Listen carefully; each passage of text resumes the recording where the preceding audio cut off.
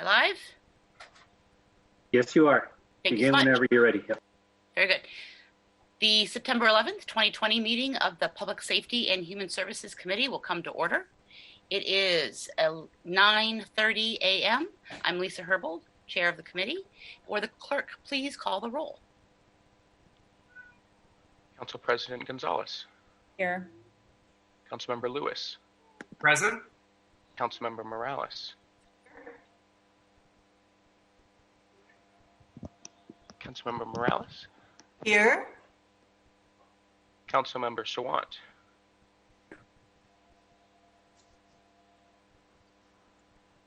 Here. Great. All committee members are present. Thank you. We'll now approve our agenda for the committee meeting, and if there is no objection, today's agenda will be adopted. Hearing no objection, today's agenda is adopted. So first, we're going to move right into public comment. Before we open public comment, I ask that folks be patient. I have not been running committee meetings for quite some time now, so I'm still working to operate and learn this new system. I'm going to be moderating the public comment period in the following manner. Each speaker will be given 2 minutes to speak, and I will call on each speaker by name and in order of their registration on the council's website.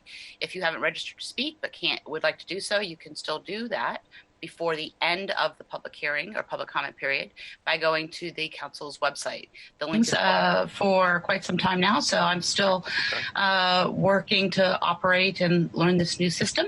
I'm going to be moderating the public comment period in the following manner. Each speaker will be given 2 minutes to speak, and I will call on each speaker by name. And did folks just experience that? IT people? Yes. Okay, good. I just want to make sure it wasn't just on my end. Should we pause to figure out why that happened?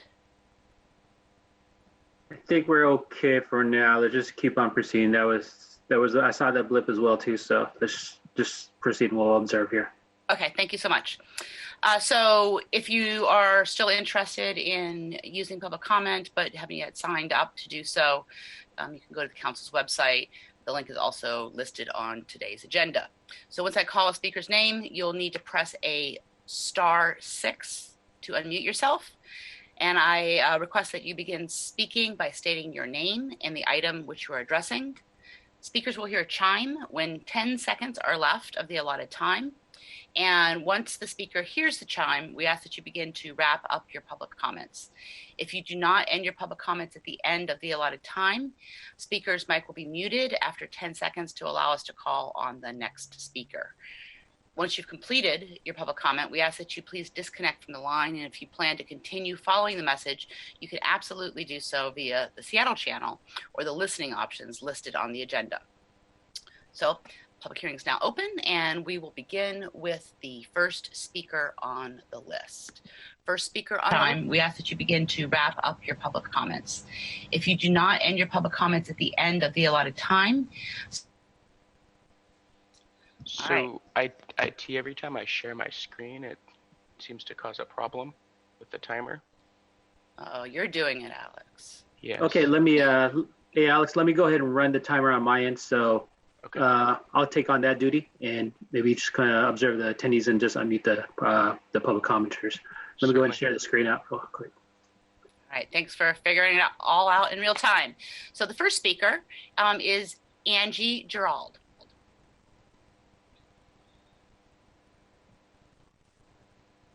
Hi, can you hear me? We can, Yes. Thank you. Thank you. My name is Angie Gerald, and I'm calling regarding community policing. I called in today to make sure City Council is aware that as of this week, Seattle Police has had to suddenly disband the entire community police team. This was the one avenue my neighborhood had to contact a specific officer about ongoing issues, someone very familiar with our neighborhood and the people and businesses in it. I live in Ballard, which is served by the North Precinct. This precinct is 40% of the city's geography with a population larger than the city of Spokane. Ballard is a 911 hotspot, but has minimal police patrols and very slow response times compared to city averages. Last weekend, I met an armed off-duty King County deputy patrolling the neighborhood on behalf of a business. They had many questions about visible safety issues and no familiarity with our neighborhood or this city's specific policies and approaches to homelessness and drug addiction. Ballard has many lessons learned from the plethora of best practice low barrier services concentrated here. Yet we have no holistic leadership to ensure the outcomes have any bearings on actual, not aspirational, improvements in public safety. In this transformative era, we have no functional accountability for public safety at the neighborhood level, not through LEAD, CSOs, the Community Police Commission, or other emergent programs.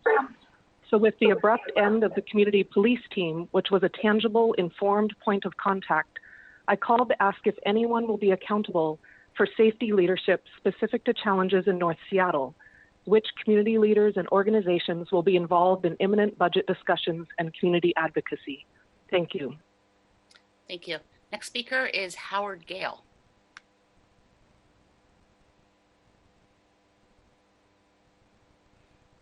Howard, are you with us?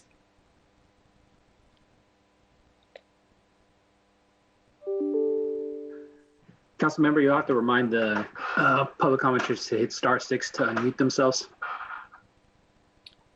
Oh, thank you. For folks who are doing public comment, this is a reminder to *6 in order to unmute yourself. So Howard, are you with us? And if so, can you *6 to unmute yourself?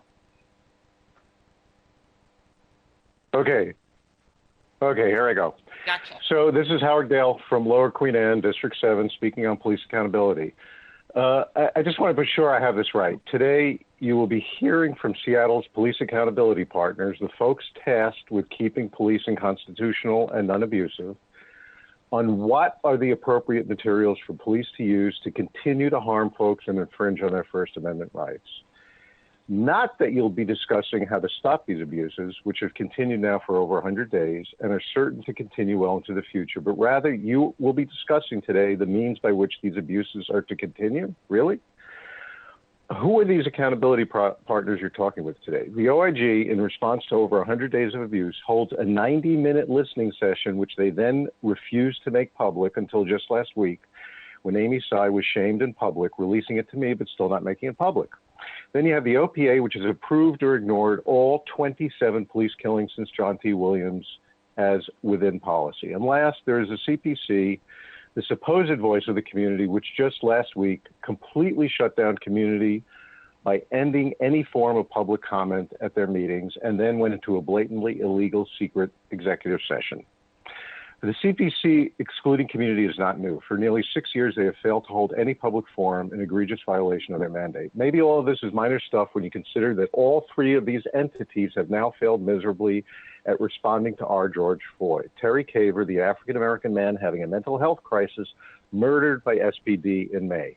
To this shocking and avoidable murder, these accountability partners have had no response and no investigation until a supposedly lost complaint was found. I beg you, revise your agenda today. Do the hard work of holding police accountable and stopping the daily abuse. Do not abdicate your moral responsibility. In doing that, you might realize that your accountability partners have become unaccountable themselves and they have lost what little moral authority they may have ever had. Thank you. Thank you. The next speaker is Quan Liu.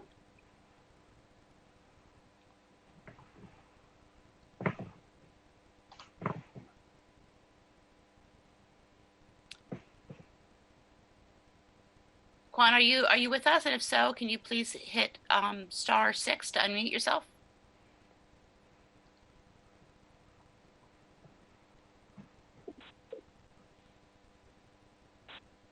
There you are. Hello?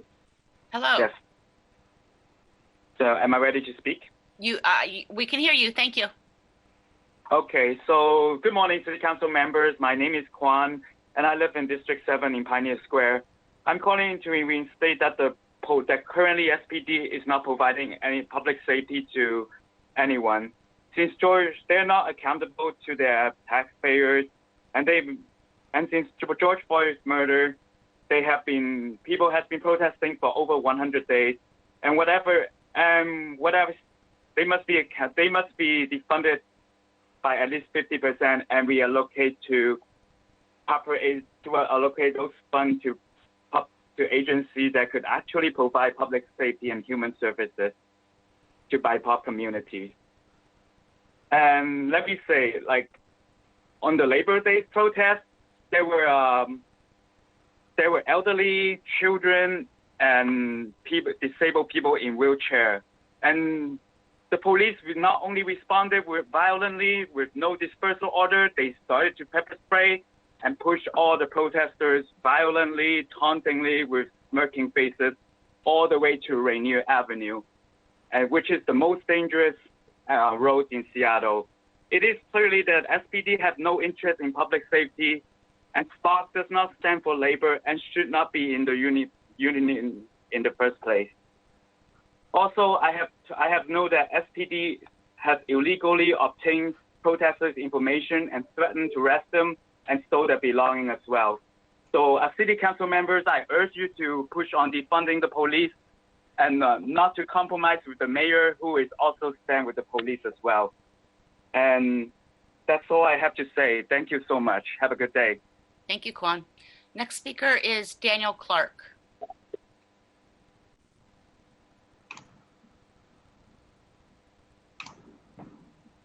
Daniel Clark, please, if you're with us. Thank you. Hi, my name is Daniel Clark. Can you hear me? Yes. Hi, I'm a protester. I've been protesting since basically day one with the police. As a protester, I think that the police ought to have ever constricting rules, not expanding, and restricting budget also. We've seen as protesters, we've seen protesters have broken arms by the 40 millimeter sponge bullets. We've seen protesters for obstruction after the fact, hours later, have their heads hit onto the ground and get concussions and bleeding with stitches. Just recently, we've had protesters with permanent hearing damage. We've had protesters killed recently by a sheriff who drove into a car and killed a protester who was prominent, and then another protester in the early on.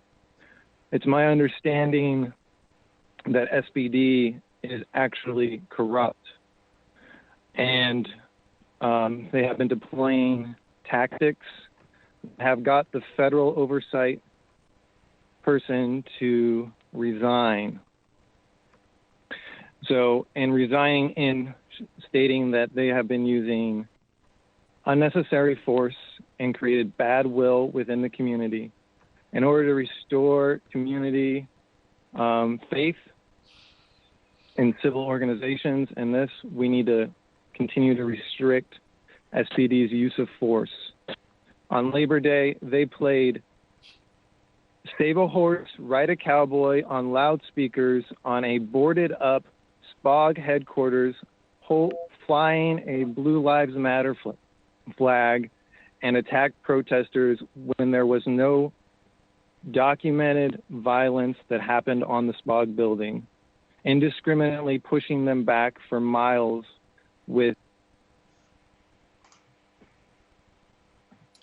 Thank you, Daniel.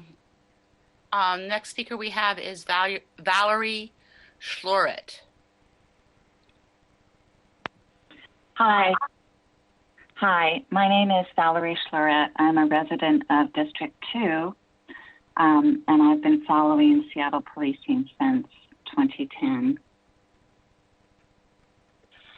This morning you'll hear from Seattle's police accountability bodies, the CPC, the OPA, and the OIG regarding the use of less lethal methods of crowd control. The SPD should not be allowed to use CS gas or blast balls or what are called rubber bullets. However, they will still have pepper spray, bikes to use as weapons, physical restraints, long batons, and guns with metal bullets. Given the state of policing, taking away SPD's so-called less lethal weapons is a partial solution and perhaps no solution at all. We have an opportunity now to make radical transformations in how we manage police safety To do that, we have to change the structure of policing, but also how we manage police accountability. The Seattle provision for accountability is inadequate and provides the illusion of police accountability without the reality. I'm asking City Council to begin the process today of reimagining accountability that is transparent and answerable to the people who pay for it. That is us, the people, the residents of Seattle. We need to break the cycle of police abusing people, whatever weapons they use, and whether those people are alone or in a crowd. Thank you. Thank you, Valerie. Our last speaker is Mike Thomas, but he's marked as not present. So if that is the case, then I will close public comment. I'm speaking slowly here, though, just in case Matt Thomas comes back. Doesn't sound as if he will. So we are going to close public comment and move right into the items on the agenda. First, this is a review of the legislation that the council passed recently on crowd control weapons, and specifically, there is a requirement in the bill itself that identified the council's desire to hear the advice of the CPC, the Community Police Commission, the Office of the Inspector General, and the Office of Police Accountability, and under their authority under the accountability legislation, we have charged these three accountability partners with consulting with the council in policy making in these areas. And so in this instance, with this particular bill, we asked for their advice, but we did not seek it in advance of the date that the legislation was to go into effect. We also recognized in the legislation that the federal court under Judge Robard had some authority to review the legislation under the consent decree. And there's a particular process for review of legislation under the consent decree. And we have asked the court to do so. The court agrees that they have authority for a consent decree review of the legislation, and also agrees that we need to hear from our accountability partners on the impacts of the policy related to crowd control weapons, on the issues covered by the consent decree. So with those opening remarks, unless any of my colleagues on the council have opening remarks that they would like to make as well. And I recognize Councilmember Mosqueda has joined us as well. Greetings, Councilmember Mosqueda. I would like to just hand it over to our first presenter, the Community Police Commission, but just want to take a quick pause to see whether or not anybody, any council members have opening remarks they need to make. All right, seeing none. Councilmember? Oh, yes. I need to read the item into the agenda very quickly. Oh, thank you so much, Alex. I appreciate it. Yeah, this is committee agenda item number 1, reports from the Community Police Commission, Office of Inspector General, and Office of Police Accountability on crowd control dispersal policy and less lethal weapons. Perfect. Much appreciated. All right, so our first presentation is going to be from the Community Police Commission. And Director Grant, are you going to be kicking us off? Good morning, everyone. Thank you so much for allowing us to be here today to present. I'm going to actually have my policy director go through our presentation and provide any responses to any questions you all may have at this time. Thank you. Thank you, Director Grant. Good morning, everyone. My name is Shailene Morris. I'm the Policy Director for the Community Police Commission. Thank you to our fearless leader, Executive Director, Brandy Grant, for the introduction.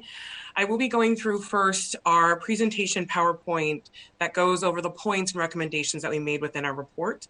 Afterwards, I'll leave some time for questions. I believe, Councilmember Herbold, that's what you'd like for us to do. I had some in advance, so however you'd like us to do that at the end, totally fine. I will go ahead and share my screen and get started.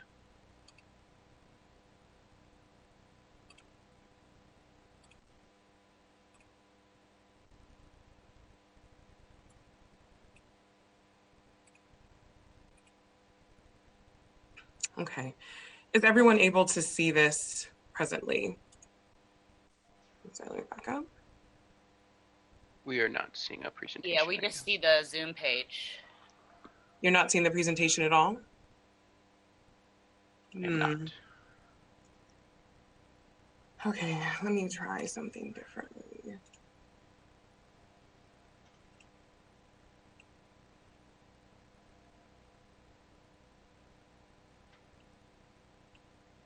So everyone bear with me. Let me see if I can close some things down.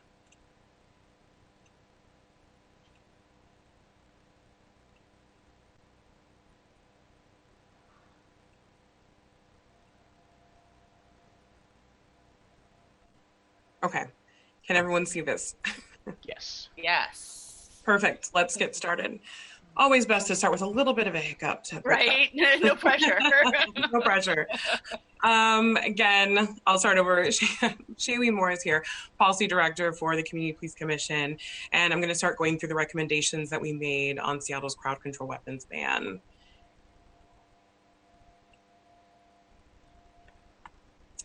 Okay, just to start off with a little bit of background, and for council members you already know, but for everyone that is tuned in, why CPC is making these recommendations. As Councilmember Herbold has already stated, we were requested and mandated all of the accountability partners, OIG, OPA, and CPC, to submit recommendations.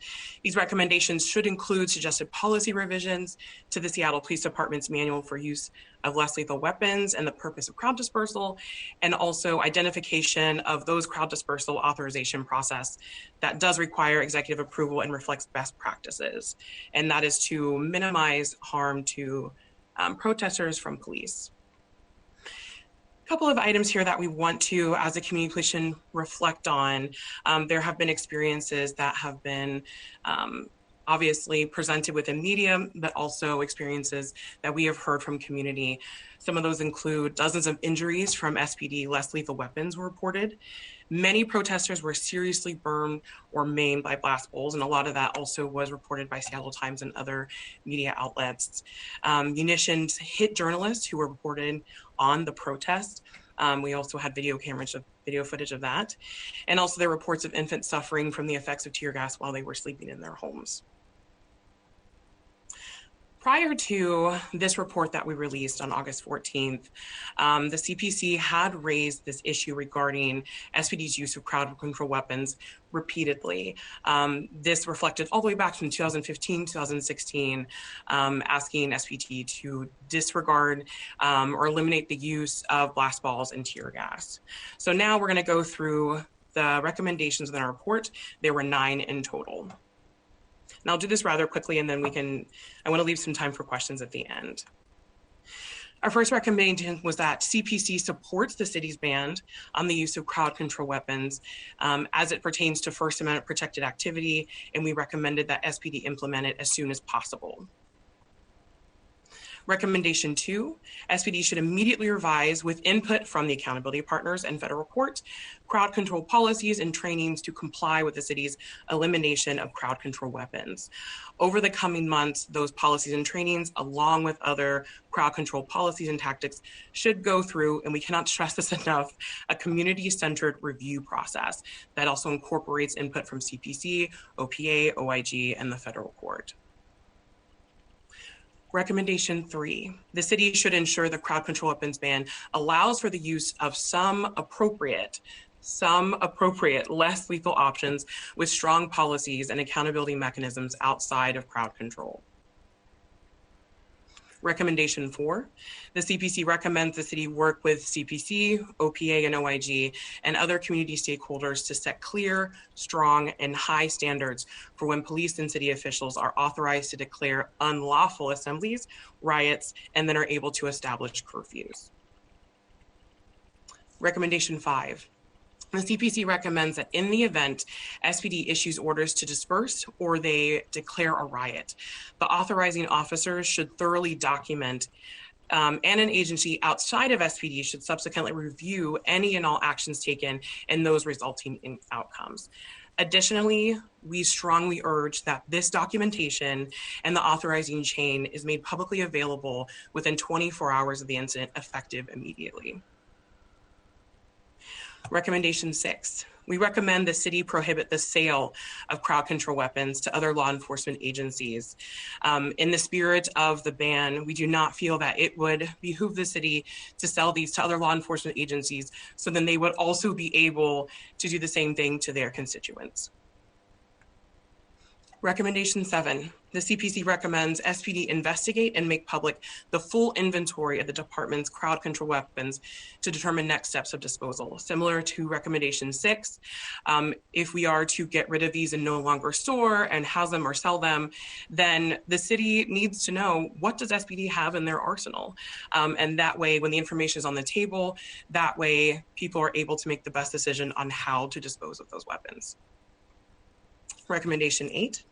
The CPC recommends the city initiate a community-centered review of SPD's use of force policies in collaboration with key community stakeholders, CPC, SPD, and the federal court. Our last recommendation is that CPC recommends a review of SPD's strategic plans for disparities in the way officers attend, appear, and use force during demonstrations. This is, along with all of our recommendations, another key aspect of highlighting the way that SPD deploys officers and how officers show up, i.e. riot gear, to these demonstrations versus the other 300 demonstrations on average that happen in Seattle on an annual basis. I know this is a little small, but we wanted to have a slide where we could show all 9 recommendations collected on one slide, so all together. And now, if it's okay with you, Councilmember Herbold, I'd like to move into questions. But let me back up so I can just keep this slide up in case anyone would like to see it. Thank you, Shailene. So yeah, I think it's appropriate for us to move into questions. I know that my office did collect some questions from council members in advance of this meeting and sent those on. We will, what I'll do in interest of hearing from council members who may not have submitted questions but are with us today, perhaps we'll just start there. And if I don't hear any questions, then I'll move over to the questions that I know were submitted on behalf of council members, and we'll offer those. Sure. So with that, does any council member have a question for Shailene or Director Grant? I have a question if I can. Council President Gonzalez.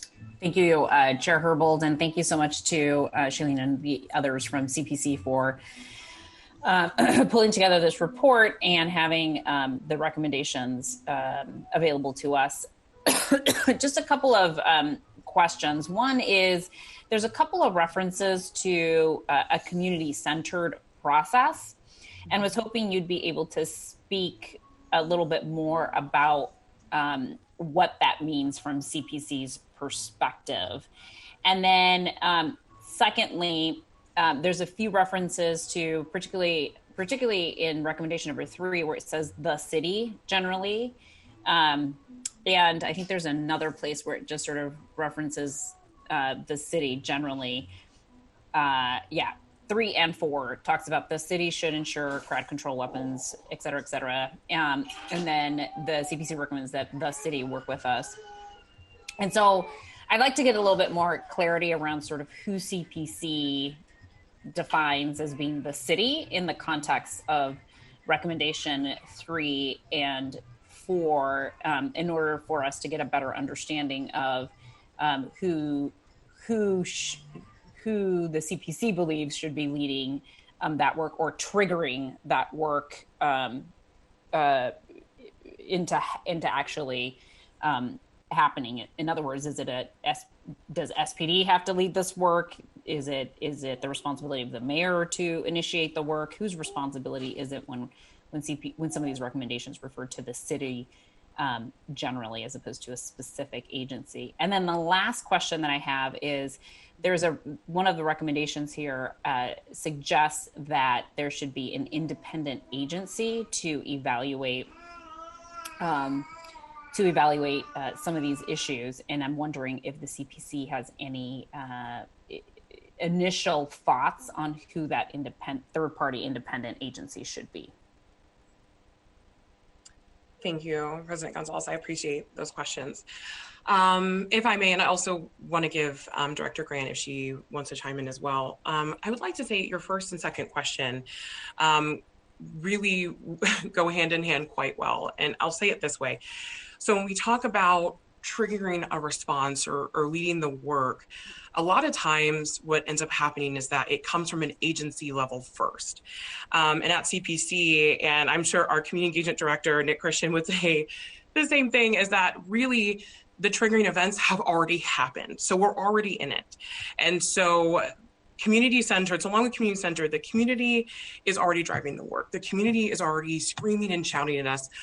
We want to be part of the table, and not just a silent partner at the table where we see them, they're in a chair, but they're actually given the mic. Notes are taken from what they said. We implement the actions that they're telling us to take. So the triggering as far as who drives, who leads, we would love that on the agency level to be a collective action, which is why we talk about the city. The city should include SPD, council, the mayor's office. It is not just one body, one agency that needs to drive this work. Now, while it is SPD that will have to ultimately change their culture, implement change, and see that through and be held wholly accountable to their actions. It is the city, including the CPC, including the accountability partners, that have to work in conjunction with each other. So when we say community-centered, what that means is that the community is at the center of the decision-making. They are at the center of driving the discussion, driving the conversation, and letting us know, hey, these are the issue areas that we want you to tackle.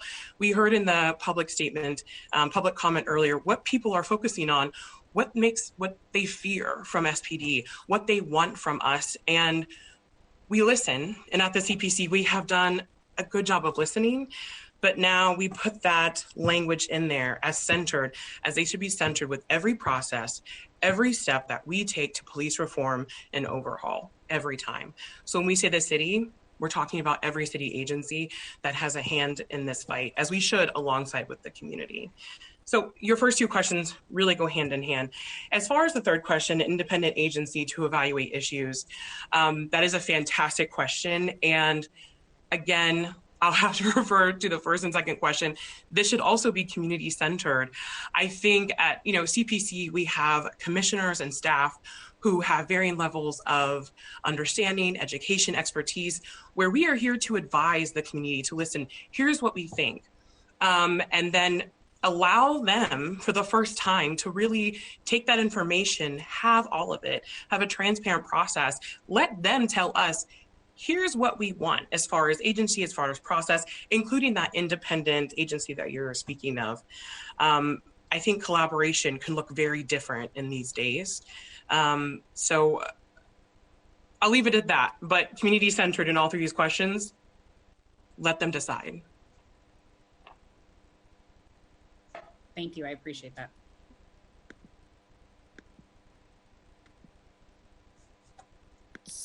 Are there raised hands? All right, Councilmember Sawant. Thank you. And I really appreciate everyone from the Community Police Commission, not only for the presentation that they've prepared for today, but also the ongoing work. I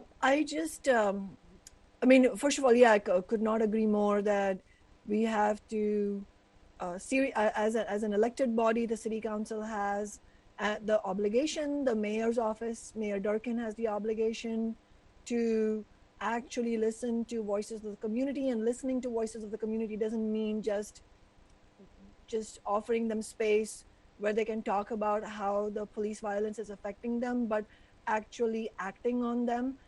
And you know, on behalf of the thousands of people who have shown such courage, I'm so proud of the bill that we were able to pass. I mean, the ban itself, the ban on crowd control weapons, or so-called crowd control weapons itself, was a result of my office listening to the people in the community.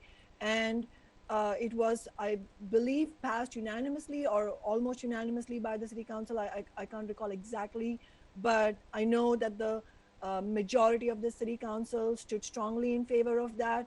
And that, in my view, that is a positive example of community-centered approach that can be taken by elected representatives. So one thing I just wanted to clarify from you is, in your report, you say that you would like that the Community Police Commission is requesting the Office of Police Accountability, Office of Inspector General, and the CPC themselves each submit recommendations that suggest policy revisions to the SPD manual for use of less lethal weapons for the purpose of crowd dispersal. I'm just asking to clarify, because you haven't said that explicitly. Do you mean, which is what I would favor, of course, do you mean that those revisions in the policy manual should be made in accordance with the ordinance that was passed, or do you mean just in general? Because that was the whole purpose of that ordinance, is to seriously address, not just talk about it and make some minimal changes, but seriously address the violence that was being directed at protesters. And I really appreciated, on that note, just in closing out, also say that I really like that in your presentation you first started by noting that harm is being done by police violence to the community. And that is why I never say crowd control, I always say so-called crowd control, because the whole premise is mistaken and is dishonest when the police say, well, we had to deploy these weapons because we were facing some situation that needed to be controlled. But that is far from the truth. The overwhelming majority of the situations is when they are instigating the violence against a peaceful protest movement. And that is not just me saying it, thousands of people will attest to that based on their own personal experience. So if you could just clarify that. Thank you. Sure. Thank you for that question, Councilmember Sawant. So in the revision of the use of force policies, speaking that specifically, the revision of those policies, yes, should always fall in line with ordinances and legislation that has been passed.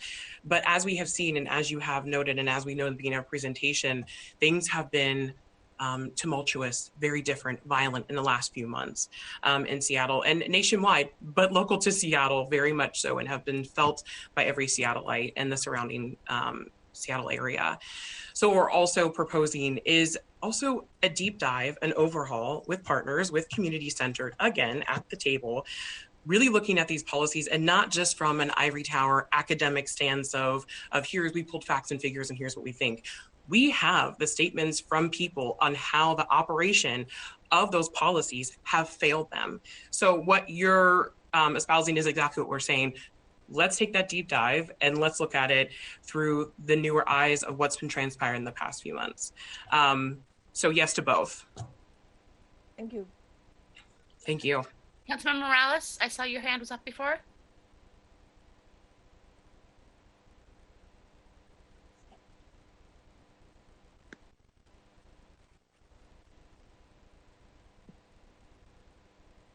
Councilmember Morales? No? You're on mute. I'm on mute. I'm going to wait until the, I want to hear all the presentations and then I'll have some questions. That's fine too. I just want to lift up some of the questions that were submitted in advance from council members, and specifically questions for the CPC. One question relates to the fact that the OPA report cites that noise flash diversionary devices, or otherwise known as flashbangs, are more powerful than blast balls, while the CPC's position is they don't believe blast balls should be used. Just wondering the position on flashbangs versus blast balls, and just wanting a little bit more understanding about that, given the perception that the flashbangs are more powerful. Also, there's a question of whether or not we should consider changing the title of the ordinance itself, because the title is crowd control weapons, and as we have heard from all three accountability bodies, as well as other stakeholders, these weapons are used in multiple contexts, not only crowd control. If we're going to regulate these weapons, I believe we might need to consider whether or not we have a title that broadly explains that we are regulating these weapons broadly, not just in one particular use. And then the third question that was submitted in advance relates specifically to the policy of declaring unlawful assemblies. When the incident commander sees that there are acts or conduct within the group of 4 or more persons that create a substantial risk of causing injury to any person or substantial harm to property. What elements does the CPC think should be considered when determining an unlawful assembly? Thank you. Thank you for those questions, Councilmember Herbold. So let me work in a slightly different order, if that's okay. I'd like to go with question 2, then 1, and then 3, in that just particular order. So the question about do we believe that the title should be changed to one that regulates weapons of less lethal force, given that these weapons are used in contexts that are not crowd control. So just to start off, the naming of this ordinance is completely up to your discretion as council. However, our stance is that some appropriate and heavily regulated less lethal options should be available to officers outside of protests and demonstrations, such as patrol operations or in extreme situations, hostage situations as well. Furthermore, those weapons should only be available to lessen the overall amount of force that officers must use when facing those kind of incidents. So that's the first part. The second part, the question about the flashbangs versus blast balls and what tools would we recommend as a commission for SPD to use for less lethal options in patrol operations. So under SPD policy, I think it's 8.200 that describes the use of force tools. It is clear that the main purpose for SPD having blast balls in their arsenal is to use them in crowd control situations. We have seen the dangerous results of blast balls, including near death of a protester who was struck by one in the chest. That's why we called for their ban. Flashbangs, on the other hand, are not mentioned in any crowd control or department-wide policy.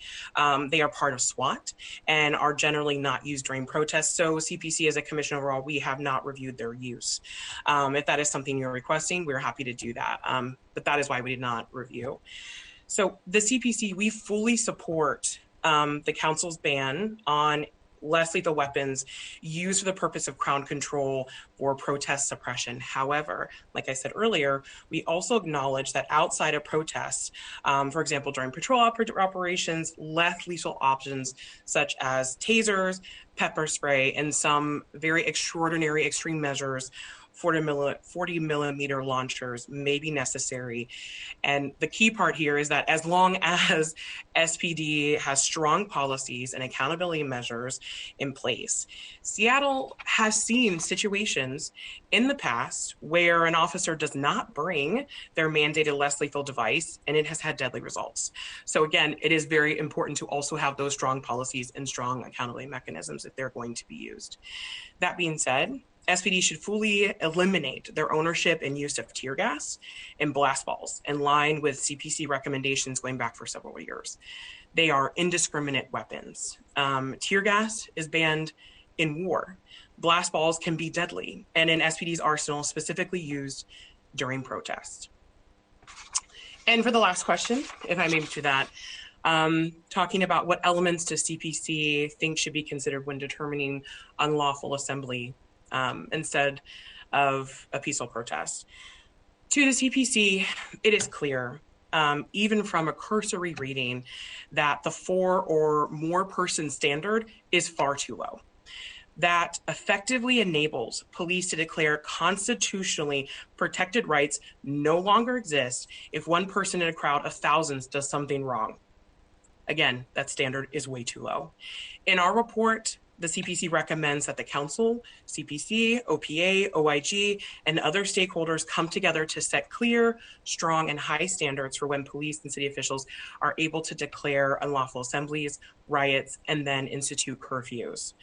We want that to be a collaborative process to set those standards. Though what is clear is that there needs to be a pressing reason, likely involving the preservation of life, and it needs to be possible to comply with that order. As we saw in the early days of the protests, the mayor's office instituted a curfew that gave people only minutes to comply, and then effectively turning many of the peaceful protesters who were still on the streets into criminals. Then that curfew was left in place for days long after any claims of violence could be made, voiding First Amendment rights in the prime hours of a mass movement. The previously instituted curfew not only infringed on the ability for protesters to assemble, it also exacerbated the frustration protesters expressed of not being heard by the city. We did not center the community. We need to do a better job of guaranteeing constitutional rights in our city's laws, policies, and practices. Thank you. Thank you. Other questions from council members? Councilmember Mosqueda, please. Thank you. Thank you very much, Chair Herbold. I appreciate the invitation to participate today, knowing that I'm not a member of this committee, but appreciate the option to weigh in after others have commented. Really appreciate being able to hear the presentation today. I guess I have 2 questions. The first one is a clarification on the last response that you just gave to Council Member Herbold as chair of the committee. I believe you said your strong recommendation still remains, even though there's all of these recommendations here, you are unequivocally saying that we should eliminate the use of tear gas and blast balls. Is that correct? That is correct, and it is something we have recommended in the past and we stand by. Yes. Okay. I think that's important to lift up because as we, are engaged in this process of continuing to pull individuals together, coalitions as we have with representing hundreds of organizations and bringing in more individuals into the conversation, I think that it's important for us to hear and lift up that recommendation that immediately we should be eliminating the use of tear gas and blast balls. Not only because it's causing physical harm to people, we know that these items have been banned in war, and we are in the midst of a pandemic that affects the lungs, as I talk about all the time, where tear gas is deployed. We know that it can create individuals who are more susceptible to COVID at this point. So I think that that's a really important recommendation that you've made in the past, that you're making again, that we implement. My question as well is regarding timing, especially as I look at, recommendation number 4 in terms of when a quote riot is declared. I'm very concerned, as the Seattle Times has reported just 4 days ago, that the term riot continues to be used, even though it's not declared or not defined in statute, and riots are being used as justification to deploy tear gas and blast balls continuously. Do you have a recommendation for when not only all of these recommendations that you've listed on the slide should be deployed, but a recommendation specific to ending the use of declared riots until we can get agreed upon term, because what is in statute is criminal mischief, and obviously that would include fires and broken windows like we've seen. You mentioned some extreme situations like hostages. I can understand in those extreme situations where certain weapons may be necessary, but when we're talking about crowd control and the term riot being used on a frequent basis, do you have recommendations for what to do in the interim and how fast we should be moving to stop the use of tear gas and blast balls? So I'm going to answer this a little bit, and then I also want to reserve the right to also confer with co-chairs. Some of this we've discussed, but also I want to make sure that I get this right, and we're happy to respond again publicly. So when we're talking about the use of less lethal weapons and saying some of these can be used, that is strictly outside of demonstrations, constitutionally protected behavior. This is just in patrol operations that we say that officers might need some of these at their disposal, so they're not just left with a firearm. So like I think you said it, but I just want to make that also very clear. As far as timing, when we're talking about the use of tear gas and blast balls, when we made that recommendation in 2015, 2016, that was effective immediately. We said, right now, stop this practice immediately. Those are very harmful, very dangerous. And as you pointed out with tear gas, we are in the middle of a pandemic that is largely respiratory. So that use is completely inappropriate, but so are blast balls. So that for us, immediately, as in right now. Moving forward on how in the interim, that timing is one of those things that if we were to have to give a time frame, that is something I would love for that to come from our co-chairs or from our director. But what I will say, and what we have said repeatedly over and over again, is that weapons during a constitutionally protected behavior or assembly, demonstration, protest, whatever language you'd like to use, all of this is the same. These are rights that people have. And unless there is the threat of imminent harm to persons, then they should not be used. This standard of 4 persons is far too low. We've seen our demonstrations, we've seen our protests. There are hundreds and thousands of people. How are you able to discern? We have counted, and the police officers that show up, we have met the bar of 4 people. They are causing what we consider mayhem. And now we are using tear gas, blast balls, 40mm launchers. We are, the officers are skidding their bikes into protests, as we saw on Monday. These kind of violent action behavior completely erode community trust. Is there community trust? So as far as timing on when we should act on any of this, it should be today, right now. The CPC is here and ready and wanting to do this work and wanting to lift up the community and point out to the city, here's the community. We would love to help with these conversations, let them speak and respond to them. So as far as timing, it's imminent. It's right now. I think giving it a time frame of 2 days or 4 days or 6 weeks, I think to the community that might seem arbitrary. But I can also refer to the commission as a whole, and we're happy to get back to you in a public manner as well. Thank you very much. Thank you, Shailene. You're welcome. Councilmember Sawant, and then I would like to move on to OPA's presentation. Thank you, Chair Herbold. I also wanted to echo my appreciation to the CPC for making it very clear, crystal clear, that in your opinion, tear gas and blast balls should be banned, period, and appreciate the evidence you cited in showing why they can be so deadly.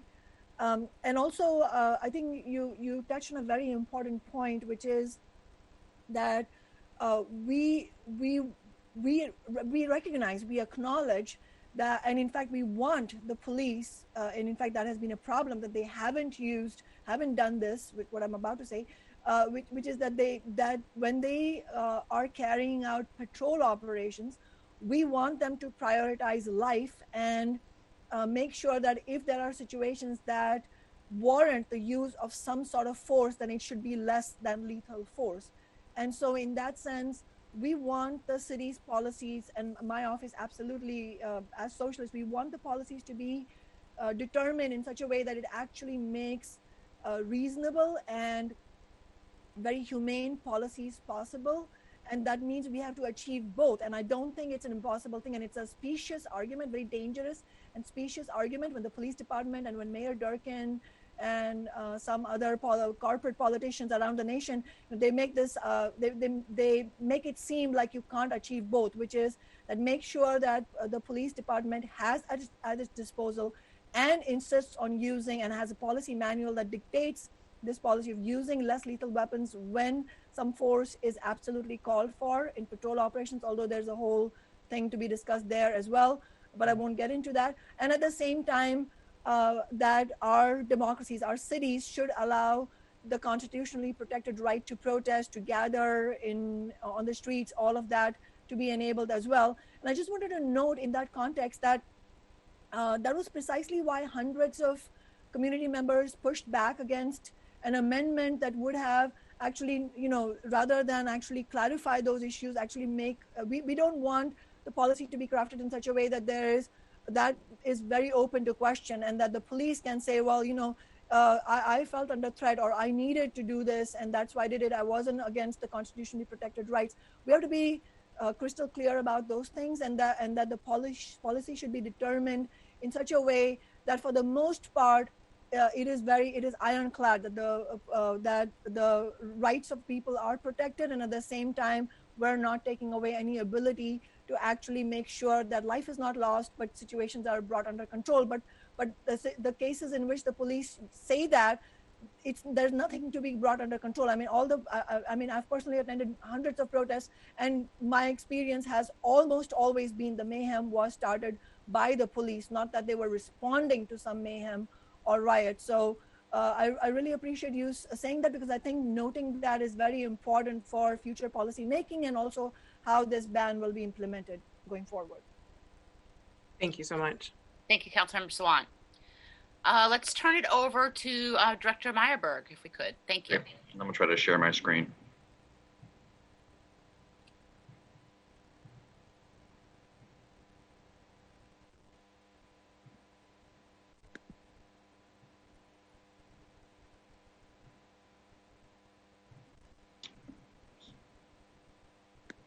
Is that working for everyone? Yes. Okay. So thank you all for having all of us here today. I appreciate obviously getting the time to present on this report to council and being allowed to ultimately be part of the process in redeveloping this policy. As you've seen from the CPC's presentation, as you'll see from the OIG's presentation, there are some differences in opinion between the three accountability entities into whether less lethal devices should be reauthorized, if so, in what capacity, and how they should be utilized. But I think where we can join is that what's been happening right now is not working, and there has to be changes with these policies. And I think we're willing, just like the CPC said, to participate in moving that forward. So I'm not going to spend much time on the background just because I think it was pretty well covered by Councilmember Herbold. So I'm going to move right to our process. During OPA's analysis of these issues and in response to the council's request, we interviewed SPD personnel that were involved in the protest. We interviewed people at SPOC, which is the Special Operations Center. We talked to OPA staff about what they were seeing in the investigations that we had completed thus far. And for most of those cases, we were at a fairly preliminary stage. We were able to develop some trends that we were seeing throughout the cases. We also looked at studies on the use of impact weapons, the various policies, the SWAT manual, the incident action plans that were created for the early days of the protest. We looked at use of force data that was generated by officers in response to these protests, as well as both community member and body-worn video that showed what was happening on the ground. We also looked at some past uses of force in now non-crowd control context to inform our decision as to whether these things should be reauthorized for patrol operations. So first and foremost, our recommendation was that all less lethal tools be authorized for non-crowd control situations. And when I say non-crowd control situations, what I mean is either patrol or SWAT operations. I think it's important to note within that first recommendation that for CS gas, which is tear gas, we are not saying that it should be authorized for patrol. In our mind, patrol should never be using CS gas. And frankly, the times that CS gas is used should be incredibly limited. What we are saying, though, is that there are times that SWAT may use CS gas and that is used in a very targeted manner, often for barricaded subjects and for the sole purpose of avoiding the need to use a higher level or deadly force. So I just want to be clear that what we're not saying is that CS gas should be available to patrol. It should never be available to patrol. The second point was reauthorizing the use with new restrictions that are set forth in our memo of all less lethal tools except for CS gas for crowd control situations. Within that, we came up with recommendations, and again, these are fairly preliminary because the recommendations are coming up as we see them. So again, we're continually going through our cases. We're continually evaluating what went right and what went wrong to build on these recommendations. But I think first and foremost, even if we do reauthorize these tools, and that would be up to the council, the federal court, and others, what we would say is that new restrictions need to be entered. One of those restrictions would be preventing individual officers from using less lethal tools solely to prevent property destruction. And I think this goes to the point that for these tools to be used, there really needs to be an imminent threat of harm to persons. And obviously there are costs associated with the breaking of windows and the destruction of property, but when you balance the risk of harm from less lethal tools, I think it's important to focus on harm to people before they're utilized. One gap that we saw, at least preliminarily, is that the plans that were being generated by incident commanders were not particularly detailed. And we think that that's a problem, and it prevents officers having guidance to know when they should and shouldn't be using these tools. So we would very much urge the department to create more detailed planning, and that planning would also be available to the public through public disclosure and hopefully voluntary disclosure by the department. We also saw that these protests were different than other protests insofar as they were focused towards law enforcement and real anger towards law enforcement. So what we believe is that SPD needs to consider, where this is the case, minimizing their presence and minimizing their interaction with protesters. And that may mean staying to the side. It may mean not being front and center in these protests, because just being there may exacerbate the protests and escalate the protests. Another thing that we've seen is a lack of communication between demonstrators, police, and vice versa. What we're suggesting is to have more robust communication, to have a portable public address system, to give orders to disperse, to let people know what's going on in the crowds. I think it's obviously unfair to expect that, if you have a crowd of 2,000, that everyone in that crowd may hear in order to disperse. So ensuring that that is done effectively and to allow people the ability to hear the order and then leave. What we also are requesting, and this is not something that we have necessarily recommendations on right now, but we would like SPD working with experts, working with the CPC, OIG, with community groups, is to explore the feasibility of tactics to allow them to arrest people within crowds that are engaged in criminal activity so they don't have to disperse the entirety of a crowd.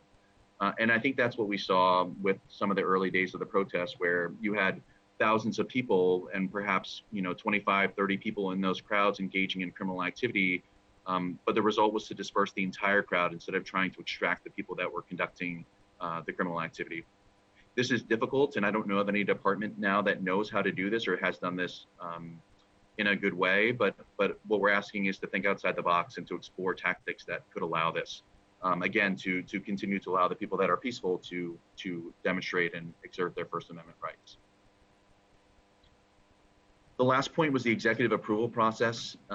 We don't think that this is a good idea for a couple of reasons. First, it was unclear to us whether what was being asked for by the council was a process that the mayor would approve the use of less lethal tools, or whether the executive approval meant command staff approval. If it's the mayor, we don't think it's a good idea to have a political entity be making decisions as to when less lethal tools are used, particularly as they may occur during the middle of the night, or they may require expertise and knowledge that's not available to that political individual. So we think that's a bad idea. We also think that there could be potential conflicts with the city charter that would have to be fixed before that could be done. So that's our presentation in a nutshell. I'm happy to answer any questions, including the questions that were posed to us earlier by the council. Thank you. Let's start like we did with the last presentation with inviting questions from council members who are present. And then after that, I will refer to the questions that were submitted in advance. Looking for raised hands. Councilmember Sawant. Thank you, Councilmember Herbold. I guess I'm not surprised by what Director Meyerberg has just said, because it's not new what we've heard, but it is, I still find it quite stunning and alarming at the same time.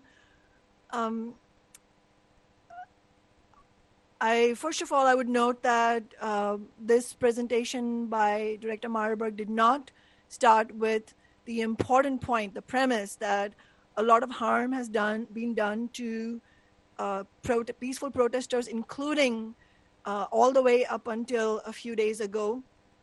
There was no mention of that whatsoever. And my main point here would be the Office of Professional Accountability's mandate is to evaluate police misconduct. I want to know how is it that the OPA has actually done their job before they start advocating for cops to have more weapons? How many officers has the OPA held accountable for the violence and the lies against the protesters that resulted in 18,000 complaints? What did the OPA do about the officer who maced a 7-year-old in the face? I mean, Director Meyerberg, you're advocating for officers to be held independently accountable. What have you done to hold officers accountable for any of those 18,000 complaints? And how is it that, not having done any of that work, you are basically saying that any kind of restrictions on the police, despite this just mountain of evidence of egregious behavior from them, is going to be problematic? You're also raising you're saying, oh, I don't know what this means. I don't know how to implement this. I mean, I don't take this at face value. This is problematic, and it's really problematic and deeply troubling given where we are. This is not 10 years ago. This is today after everything that's happened. So I would like some honest answers here. Thank you. You asked me a lot of questions there, so I'll try to answer each one of the questions that you asked. Before you start, I do want to say that I want you to hear, Director Meyerberg, that I heard you preface the beginning of your comments with the fact that you've reviewed the complaints that you've been receiving, and that is those complaints that allowed you to identify particular patterns and trends. So I just want reflect. You may not have used the exact words that Councilmember Sawant would have liked you to use, but I feel like you conveyed the message that the complaints that you are receiving from the public on the 100 days of protest are absolutely informing the recommendations that you are making, and I want the record to reflect that. What I'll say is that thank you, Councilmember Herbold, and thank you, Councilmember Sawant, for your questions. I mean, I think what I would say is that you're correct that we haven't issued any findings as far as these cases go, because we've received 87 cases for now, which keep growing. We are in the process of issuing findings. We expect that the first round of findings will come out next Friday, and those will be made public to everyone, including the City Council. Within those cases, there will be cases in which officers are found to have violated policy. There's also cases in which they'll be found to have not violated policy.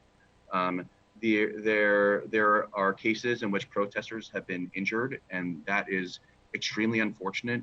That's not something that we are happy about. That's not something that we are that we want to continue, and that we are going to do our best. Obviously, we are only one part of the system, but we will do our best to hold officers accountable for those acts. That being said, I don't look at it as a binary conversation like I think you're trying to create right now. From my perspective, there are protests where on some occasions, like we saw on May 30th and May 31st, where they may turn into scenes of violence, where you may have cars being burned in the street. There may be times that SPD will be required to disperse those protests. What I'm saying is that there should be tools that allow SPD to do so. I'm not saying that the usage of those tools in every situation is okay. It's not. But I think to take all those tools away and to expect that the city, if in a dire situation, could be kept safe, I think that is an unreasonable request. I also think that the ordinance that was passed by the city council was incredibly broad insofar as it removed tools from patrol operations. You said in response, Councilmember Sawant, to Shailene's comments that you wanted an ability for patrol officers to use less than deadly force in situations where someone presented a threat in patrol operations. Without the less lethal tools, it's very difficult to do so. For example, the 40mm launcher, that is utilized for if someone had a knife, for example, and was on the street and they were 25 to 100 feet away from a patrol officer. If they were trained, they would be able to use that device to disarm the person. That is the purpose of it. It's the purpose to prevent higher levels of force. So I don't agree with, I think, your characterization of our presentation. I think from OPA's perspective, we are concerned with what's going on, both in the level of force used, the amount of force used. We're also concerned with some of the damage and violence that we've seen on both sides. So our job is to evaluate these cases and to look at the video and to look at all the evidence and to make conclusions. That we haven't issued those conclusions yet, I certainly apologize, but frankly, we are swamped with complaints. And as you mentioned, we received 18,000 individual complaints that we had to go through one by one. So I'm not sure if I answered your questions. If you have other follow-up questions you want to ask me. I do want to follow up very quickly on this, Councilmember Herbold, if that's okay. Yes, Councilmember Sawant, go ahead. Yeah, I just want to, I mean, I find your response also unacceptable, Director Marburg. You say that I'm trying to create a binary picture. That's not at all true. Everything that I have said has been based on statistical evidence. I'm sure you understand statistics. This is a question of statistics. It's a question of where does the overwhelming evidence point toward. That is the point. And so you are, in fact, portraying a picture that is not existing, and it's a hypothetical that the police department and many politicians use, but that does not conform with reality. What the reality shows is that this is not a both side situation. As you said, well, there are problems on both sides.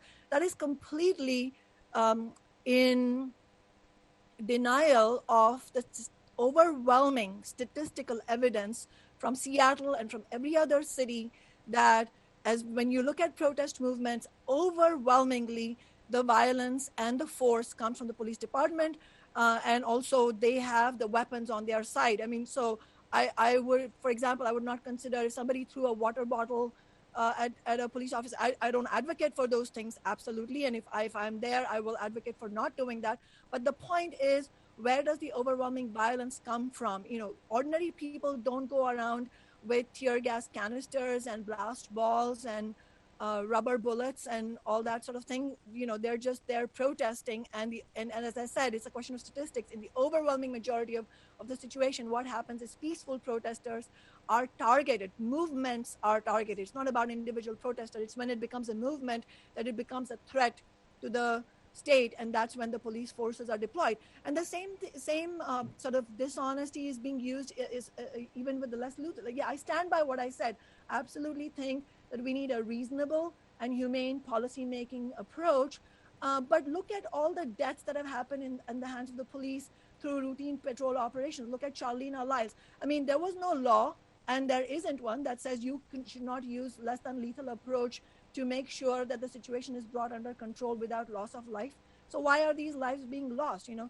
So there's no accountability there as well. So while obviously we have agreement on the general premise, I think that there is a big distance in what what you think actually needs to be done. And I'm sure you're reflecting what Mayor Durkin is also position also.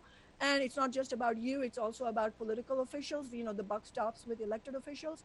And my position and the community's position and the movement's position is coming from a review of actual evidence, which does not support the way you are portraying this situation. Thank you. And I'm hearing what you're saying. My problem is I don't know what you're talking about as far as statistics go. The evidence that's being reviewed is being reviewed by my office. There may be people that are also looking at the cases on their own. We are evaluating each of the cases that have been in the media. We are evaluating them and not just looking at one piece of video. We're looking at all the community member video that we can find. I'm not looking at one piece of the video. No, I understand, but you keep saying you keep saying statistics. I don't know what you're talking. We're looking at the same evidence. We haven't yet reached findings. If after the fact you think that the findings are wrong, I welcome you to then call them out. But at this point, we haven't yet reached findings, so I'm not quite sure how you've reached a definitive determination on these things. We're still looking at the cases. So okay, let you look at the cases and you tell us your findings. I'm happy to come back to this discussion at that time. But I also think it would be obtuse of any of us to pretend that this is some all sides are bad kind of situation. It is not that kind of situation. We have seen. When I say overwhelming evidence, I'm talking about the overwhelming majority of accounts from ordinary people who weren't part of movements have testified in the hundreds in public comment. Something this year in response to the George Floyd protests, something that I haven't seen happen before. People have personally said, I have not been part of any political movement, but I'm here because my baby couldn't breathe because of the tear gas that was used. I looked up from my flat on Capitol Hill and I saw the police starting the violence. So it's not one person who's saying that, it's overwhelming numbers of people. So, and this is something that we see happening in every city. The police are targeting protest movements. It's something we have seen for decades. It's not about today. So while I agree that you should review those cases, and I'm happy to come back to the discussion, I also think it would be obtuse for you to say that, well, we don't know what overwhelming evidence you're talking about. We're talking about what happens on a day-to-day basis. Mm-hmm. Thank you, Councilmember Sawant. Are there other council members that have questions right now? Council President Gonzalez, please. Thank you. I appreciate an opportunity to perhaps refocus on us on the issues at hand here.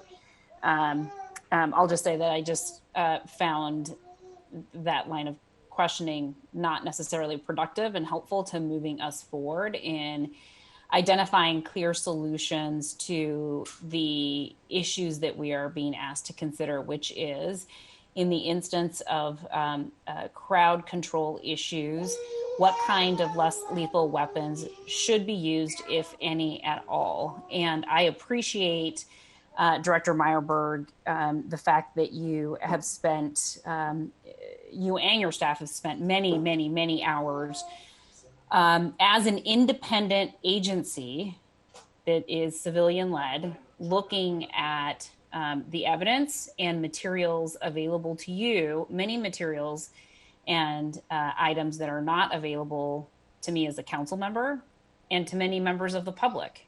I certainly have not had the benefit of reviewing 18,000 individual complaints and associated supporting information to each of those complaints. And so I'm not going to sit here as a council member pretending like I know more than you, because I don't, as it relates to those 18,000 civilian complaints that were filed with you as a result of what I think we all agree were instances of atrocious incidents in the field that were, rightly referred to your office and are intended to be reviewed by your office. Now, I continue to stand by your independence. I disagree with the ongoing attempt to undermine our accountability system for political purposes, and I just really reject that attempt, and I apologize and feel regretful that it's occurring. It is appropriate for us as policymakers to ask you all tough questions, to make sure that you stay accountable and to make sure that you stay independent. But I also want to say on the record that I still have a high level of confidence in the Office of Police Accountability. I have a high level of confidence in the Office of Inspector General, and I have a high level of confidence in the Seattle Community Police Commission to do what we asked you all to do when we unanimously passed the Police Accountability Ordinance in 2017. I want to focus us a little bit more on one of the big, the statement that I heard you make at the top of your presentation was that even though there are some micro differences between the three reports from the accountability entities, at the end of the day, you, like the others, believe that the status quo of how SPD is managing crowds is not working and there needs to be change. Did I hear that correctly? Yes, agreed. Okay. And one of the things that I'd like to hear more from you about is this issue of, related to the standard of when crowd control weapons should be used. One of the things you said is that one of the recommendations was, look, we shouldn't be using these kinds of indiscriminate weapons when there is only property damage occurring. And this has been a subject of great debate amongst the city around, sort of there is one spectrum that says, property should be protected at all costs. And there's another side of that spectrum that says property damage should be tolerated because we don't want to put property damage above life and serious bodily harm. So I just want, from your seat as an expert in this area, I want you to have an opportunity to talk to us in more detail about what you mean when you say that these weapons shouldn't be used unless there is imminent harm to people. And perhaps you can give us some examples and some more texture around that nuanced analysis. So thank you for the question. So from right now, what the policy says is that a command staff member can give an order to disperse and then utilize less lethal tools. But it also allows, under I think it's 14090, it allows individual officers to make a discretionary decision to use less lethal tools, including blast balls and pepper spray. And it allows them to do so not just when there's a threat to safety, not a threat to a person's safety or imminent threat of danger, but also for property damage. What we would say is that remove that individual discretion from officers in that regard. All that's going to do in our minds is to create more wiggle room and more confusion for officers as to when they can utilize blast balls. And blast balls are really the one, and we're not minimizing, and I want to be clear, we're not minimizing the risk of harm from blast balls. There is a risk of harm, and that is an uncomfortable risk, and we don't like that risk. But what we are doing is balancing that risk against other risks of harm to people. So how do you balance those two? And that's kind of what we're struggling with in our report and in our evaluation of this policy. So what we're saying is remove the individual discretion from officers to utilize blast balls or really any less lethal tools solely to stop a window from being broken or from a rock being thrown at a store front or a dumpster being moved in the middle of the street. Stop doing that. If there is, for example, if officers, for example, are though getting hit in the face by rocks or in the body with rocks and they need to move the crowd back, we don't think they should be prohibited from using a blast ball to move the crowd back. That being said, you cannot use blast balls in a manner that's not been trained and that's not appropriate. And what we've seen for some of these cases is you are seeing the use of blast balls in potentially inappropriate manners. Those cases are going to result in discipline, and those cases will likely then result in other policy changes. For example, you should not be throwing a blast ball at another human being. Blast balls are not purposed to target people, but to roll them on the ground to create space to prevent you from being hit with an object. And I'm not talking about just a water bottle. I'm talking about rocks. I'm talking about bricks. I'm talking about other things that have occurred during these protests. That could be the place to use those tools. Again, if the council is going to go in the direction that these tools are banned, let's work on a way to make that happen that's consistent with best practices, consistent with the consent decree process, and that can be approved by all the parties that need to approve it before it goes into law. And we're happy to be part of that process. We agree with the CPC that the community needs to be involved in that process too. We cannot just do this at a government policy level, because I think that hasn't worked in the past. Let's not continue to perpetuate what doesn't work. I would take the CPC's lead on how to integrate community in that process. I don't know, that's not my expertise, but I certainly think that is important. Perhaps that will come out during the Sentinel event review that the OIG will be putting on, and that these are all things that will come to light and policy recommendations will flow from that. But again, I think fundamentally, I think where most of us are on the same page is that we should not be using these types of tools that have a risk of harm solely to prevent the breaking of windows, even though that has a risk or a cost to other people too. You just have to balance the need to protect that against the possible harm that can flow. Yeah, I appreciate that additional information and clarification. As it relates to riots and the declaration of riots, one of the things that you said is that you do not agree that there should be an executive approval process.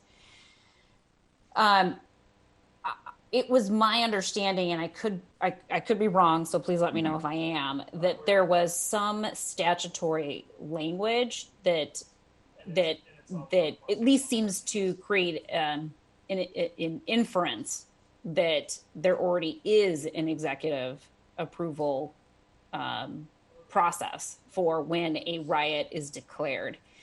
And so I wanted to hear a little bit more from you about sort of how do you reconcile your opinion with that, and sort of how do you help us sort of thread the needle around all of these moving pieces as it relates to what I think is the goal here, which is how do we make the process and the standards for declaring a riot, which sort of, really does create a massive exception for when these tools can be used. How do we create an increased level of transparency and accountability and standardization in those contexts in order to feel confident and give the public confidence that when the police does declare a riot, that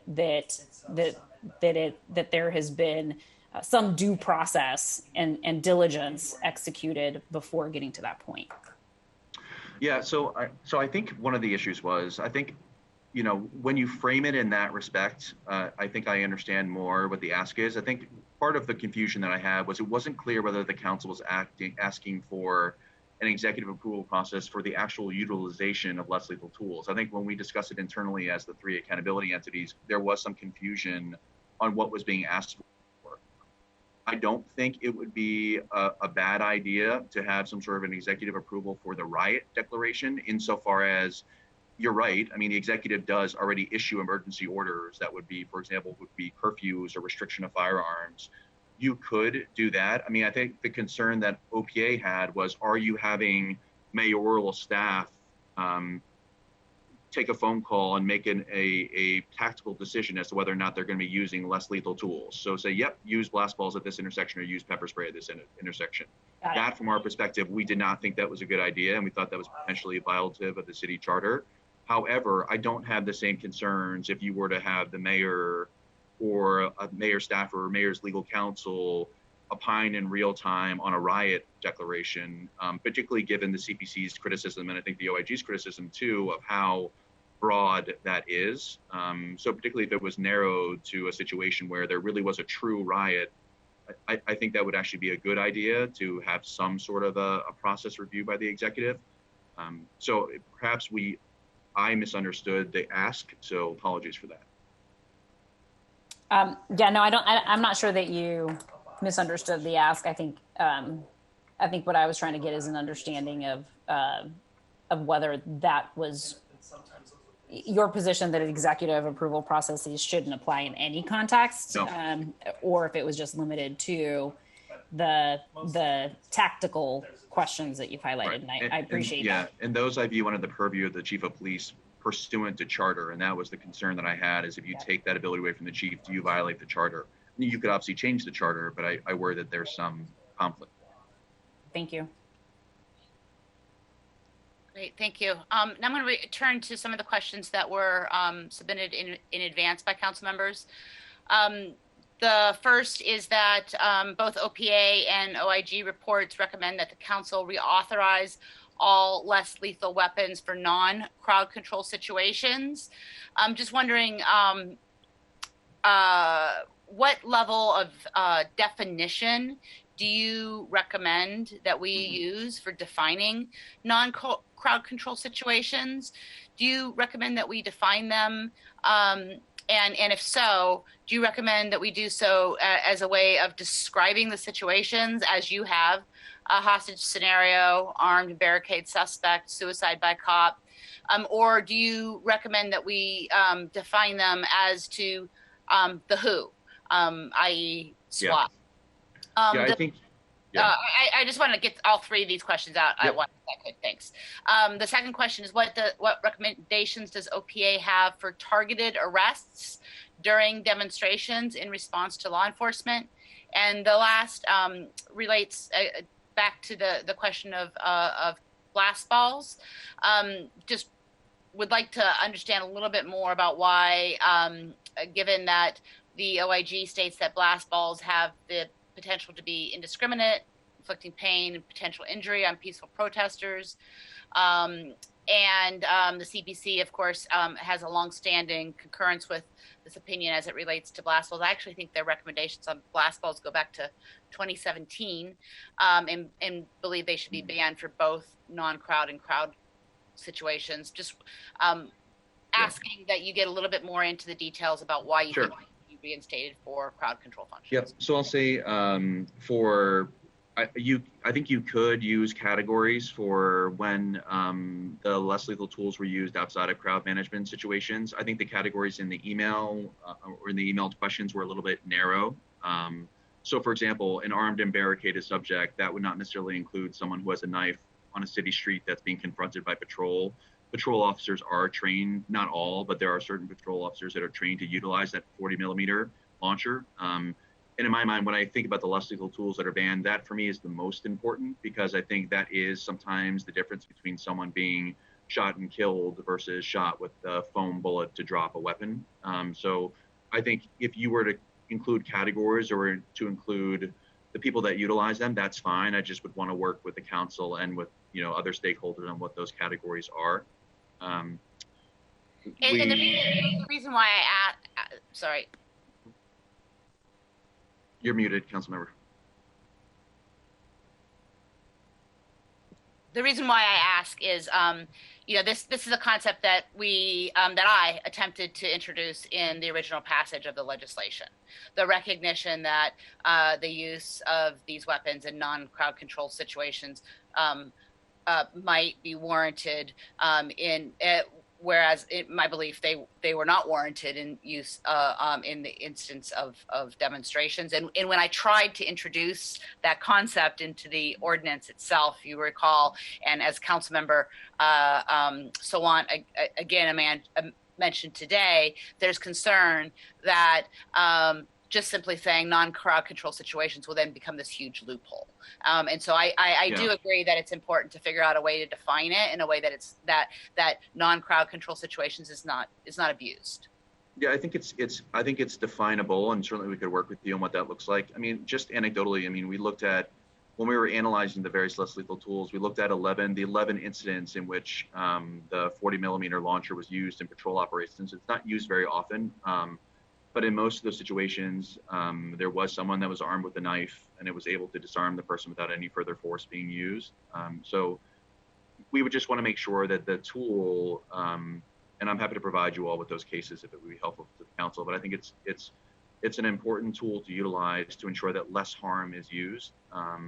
So however you're going to present it in the ordinance, and I think that's within the council's discretion, I would just leave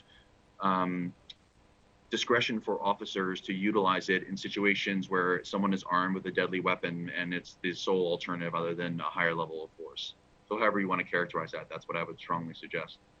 The other questions, there was a question that we received about the different recommendations that were made both by OPA and the other accountability entities. Would it make sense to create a new policy? Absolutely, you could do that. You could also amplify 14.090, which is the existing crowd management policy. Regardless, we very much would want, certainly we'd want our recommendations to be considered, if not implemented, and whether in a new policy or that policy, that would be fine. For blast balls, just going back to what I discussed before, I agree. I don't think it's disputable that blast balls can cause injuries and do cause injuries. Like, that is a fact. They're all less lethal tools can cause injuries. So pepper spray, I think we've seen injuries caused from pepper spray, and that reactions to the pepper spray. The foam tipped from the 40 millimeter launcher can cause big bruises on people's legs. They do cause injuries. The question is not for us whether they cause injuries, because we understand that they do, but are there other options where if a crowd is becoming violent and I'm not saying that all crowds do, but if it happens that the crowd does, how is SPD going to disperse that crowd if they have to? Again, putting in new restrictions, lessening the opportunities for the crowds to be dispersed because the riot will be more narrowly construed. Eliminating individual discretion for line officers. Even if all those things were put into place, there still will be times that a crowd may have to be dispersed. And how are we going to have officers do that? And if there is a risk of harm to people, how do we make sure that it can be done in a way that doesn't involve officers going into the crowd and going hands-on with people. That is not a good situation, and that's where we got into trouble, I think, in the first place in 2011 when DOJ came in to be criticized for the use of impact weapons and batons. We don't want to be using batons. So I think that's the struggle that we're having. I don't like blast balls. It's not something that I like. What I'm saying is that I don't know right now of other tools and tactics that can replace those in the absence of working together as a system to come up with those tactics.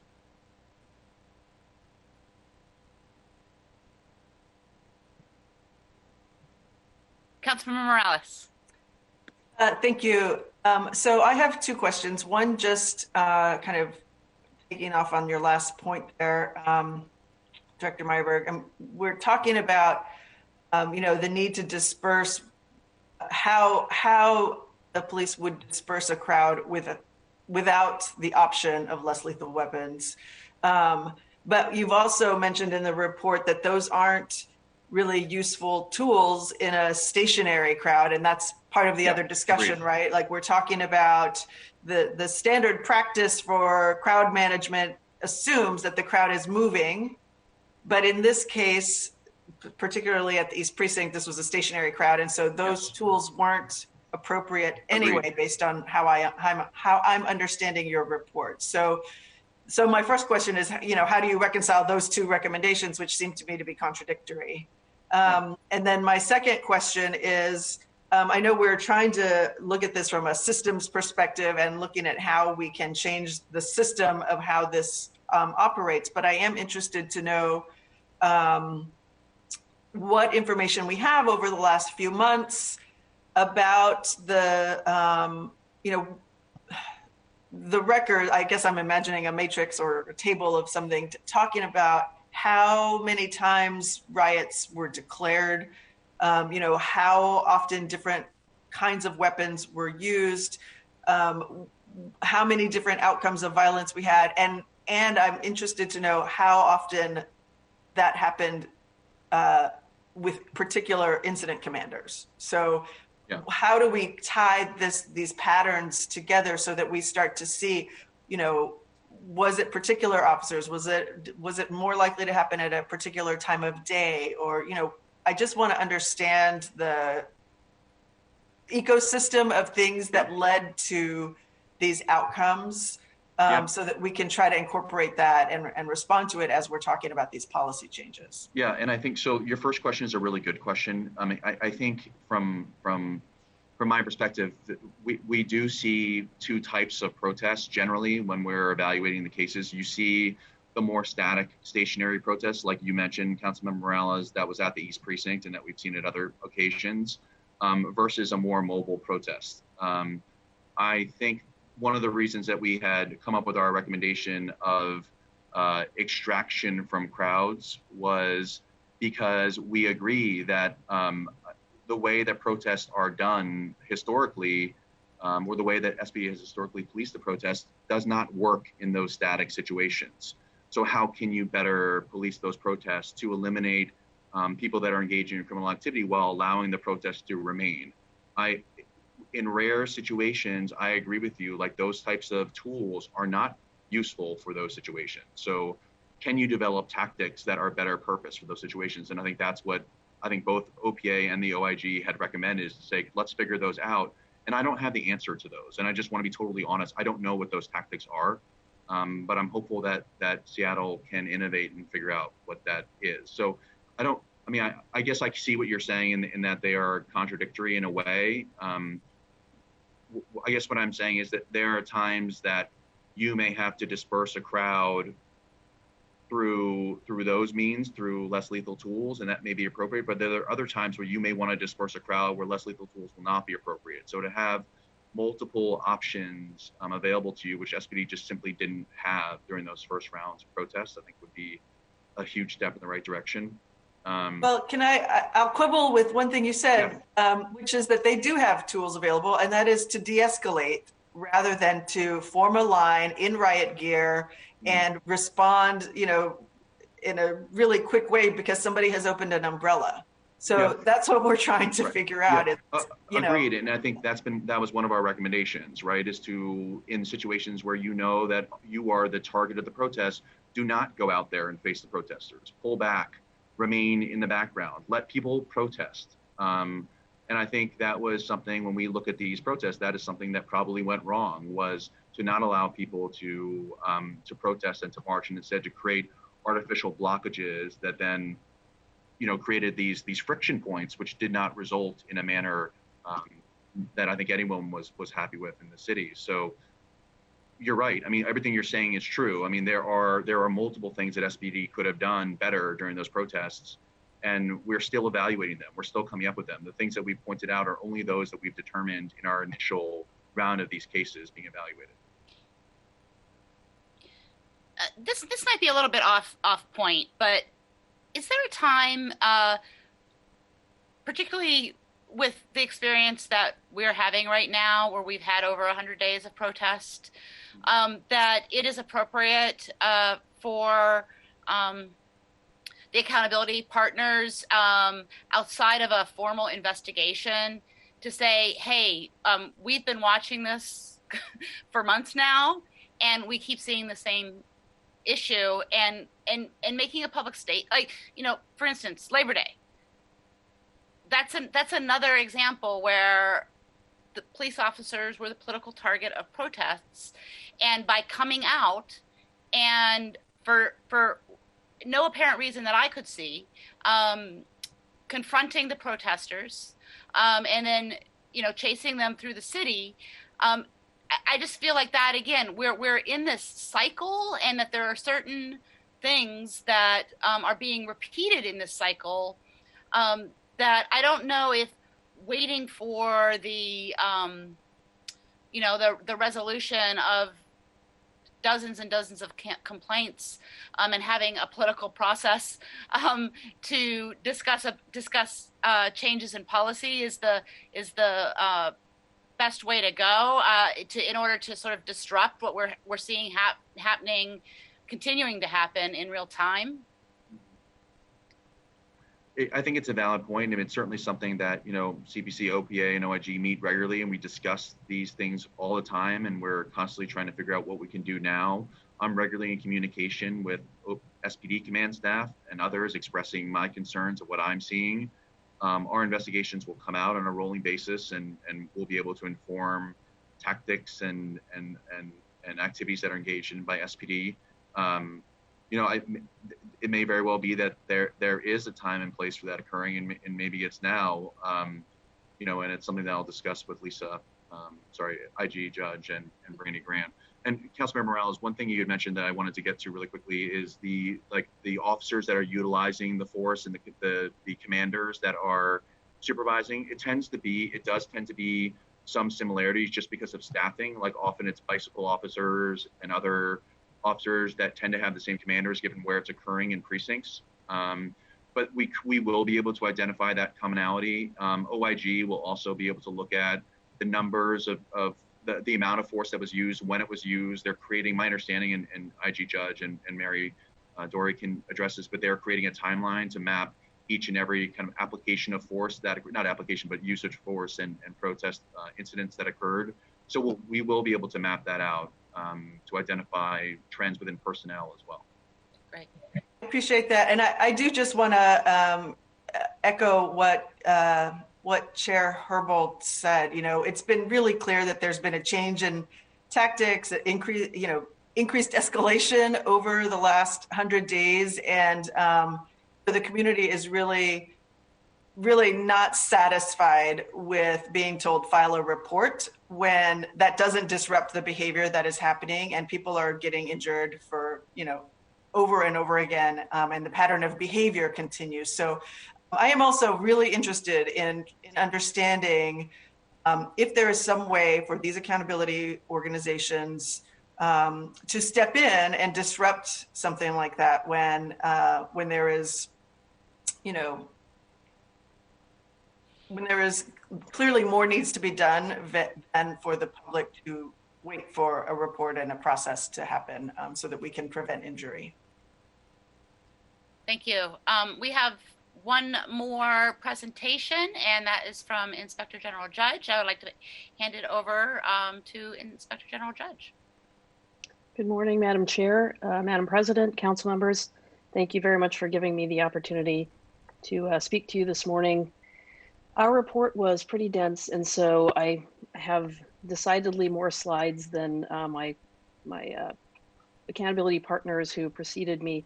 So I will try to move through them as quickly as I can. I've tried to answer some of the questions that we got from council members in advance in the slides. So hopefully, many questions will be addressed in the presentation, and I'll leave open some room at the end. But if I could just start by commenting a little bit on Councilmember Morales's previous question. I really appreciate her raising that issue and acknowledging the urgency of the situation and just watching the same dynamics happening over and over again. I would like to add to what Director Meyerberg said.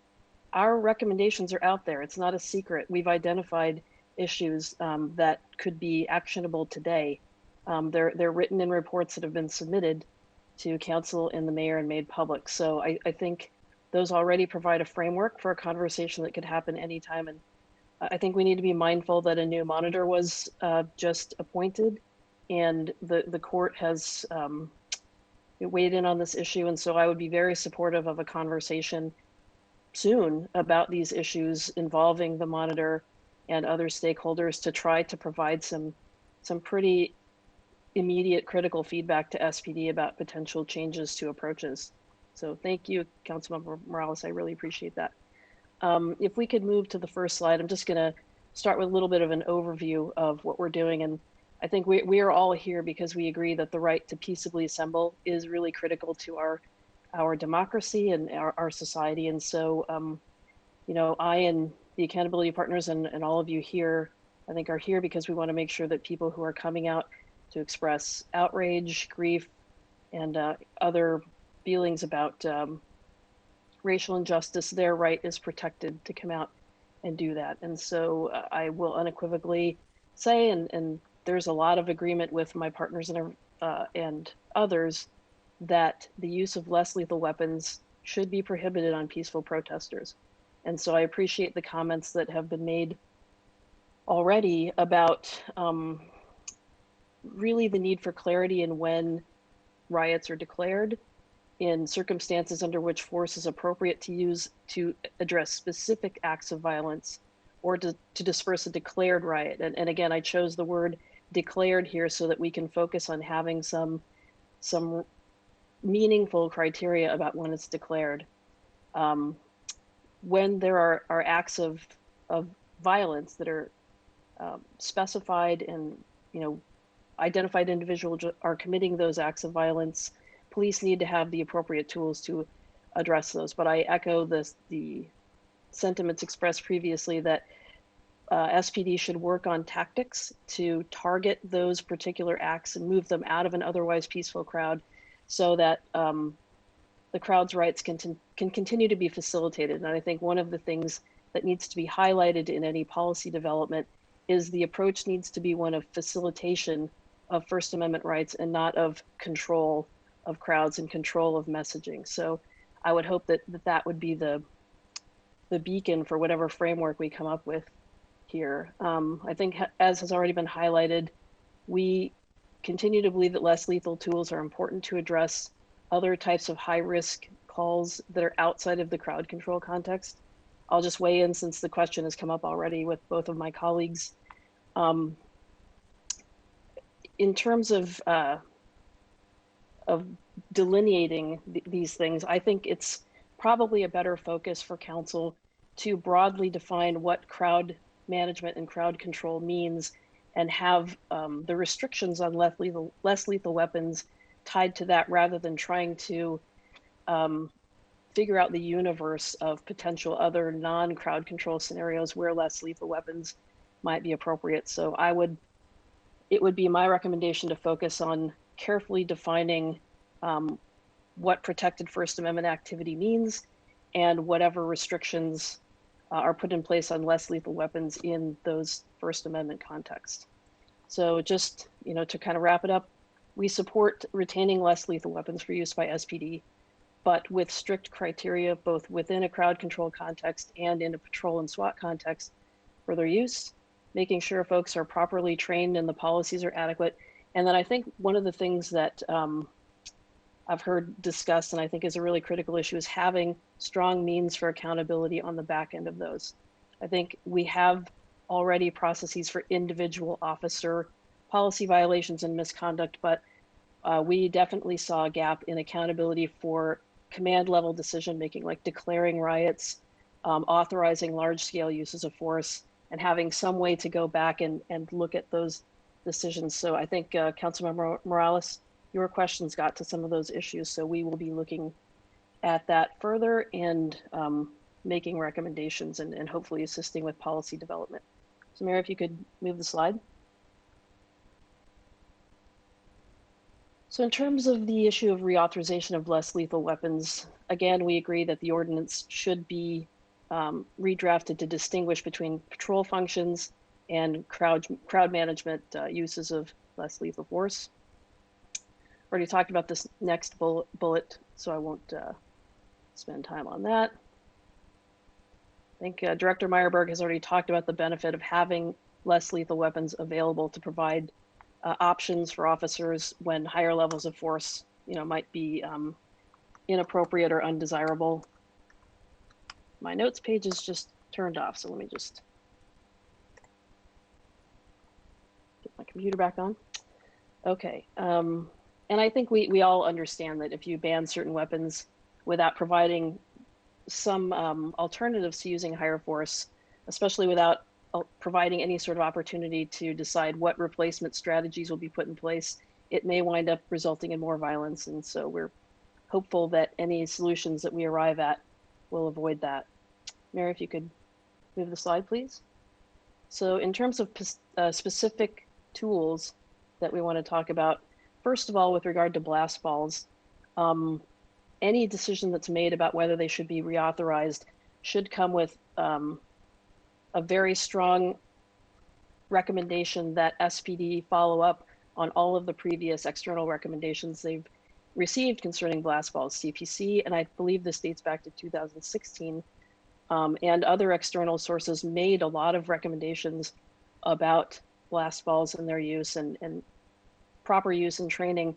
So those recommendations need to be revisited, and we should ensure that SPD has acted on those previous recommendations. So I think that's a starting point for any sort of reauthorization of blast balls. I would highlight that OIG is concerned about them. They are explosive devices, and if not used strictly in accordance with manufacturer recommendations or training, they can cause a lot of injury, but potentially death. So I think any reauthorization of those needs to be done with great care and deference to previous recommendations. Moving on to tear gas, OIG also supports a ban on those in any sort of general protest setting. And if there was any reauthorization of tear gas, it should only be as a tool of last resort if a riot has been declared. And, I completely agree that there need to be very specific criteria about the declaration of a riot. There needs to be an acknowledgement by whomever is the incident commander that the circumstances going on meet those criteria, and there needs to be accountability for that decision making. But in those circumstances, that would be the only potential where something like tear gas, while it's an effective tool, there were to be considered. There are so many other things that argue against its use. So if it was something that was a tool of last resort, we would certainly never support it for use in any residential area. The really minute particulate nature of CS gas, which is different from OC spray, allows it to seep into things and cause really significant secondary impacts to people who are completely innocent. We saw that with complaints of CS gas seeping into residences in Capitol Hill. So, I think the recommendations of my colleagues that it not be reauthorized are sound, and we would support that. If CS gas is authorized in certain circumstances, and I think Director Meyerberg may have mentioned SWAT as being a limited instance where it might be appropriate, officers have to receive adequate training on its proper use and how to decontaminate folks who have been exposed to CS gas. Some other things that we found in our work leading up to this is that SPD personnel frequently receive some training, or they receive some training so that it makes them qualified for using less lethal weapons, but they frequently don't have adequate opportunities to practice with some of these tools. And I'll talk a little bit about that later if I've got time. Also, they need to avoid using expired munitions, and they should be disposing of any unsafe stock that they have, which we detected was going on. Mary, if you could move the slide.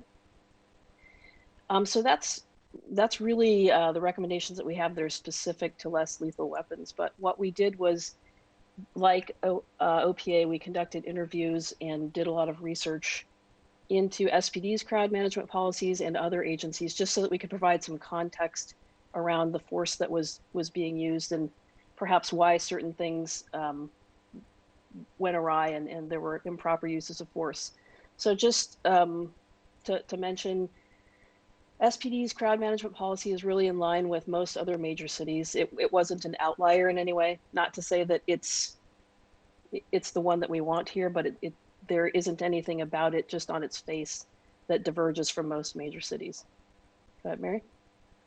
But we found that, and I think this really gets to the issue of communication and making sure that officers and incident commanders have very clear criteria about when force is appropriate, and making sure that they communicate with individuals and with the crowd to make sure people have an understanding of what's happening. Because what we found is that officers were perhaps perceiving some sort of risk and deciding that they needed to use force, or an incident commander was authorizing force or directing force, and officers then used that force with ineffective or no communication to the crowd, resulting in the crowd not understanding what was going on and viewing that action as illegitimate, and then that serving to escalate the crowd and increase tensions and violent acts, creating this sort of vicious cycle of escalation with the crowd. So one of the things we identified as a critical feature of any development is better communication with the crowd. So this has been alluded to in a number of ways, but we found SPD's policy to be very lacking in detail, both in terms of when a riot can be declared and really talking about crowd dynamics and at what stage certain levels of force may or may not be appropriate. And so we feel like perhaps a matrix that breaks down crowd dynamics into certain levels and makes it very clear what force may or may not be appropriate, or perhaps just a much more detailed policy would be assistive to officers and incident commanders, so that they know what criteria is in place for using force, and it reduces the discretion that they might otherwise have to make force decisions, in kind of unclear, ambiguous circumstances.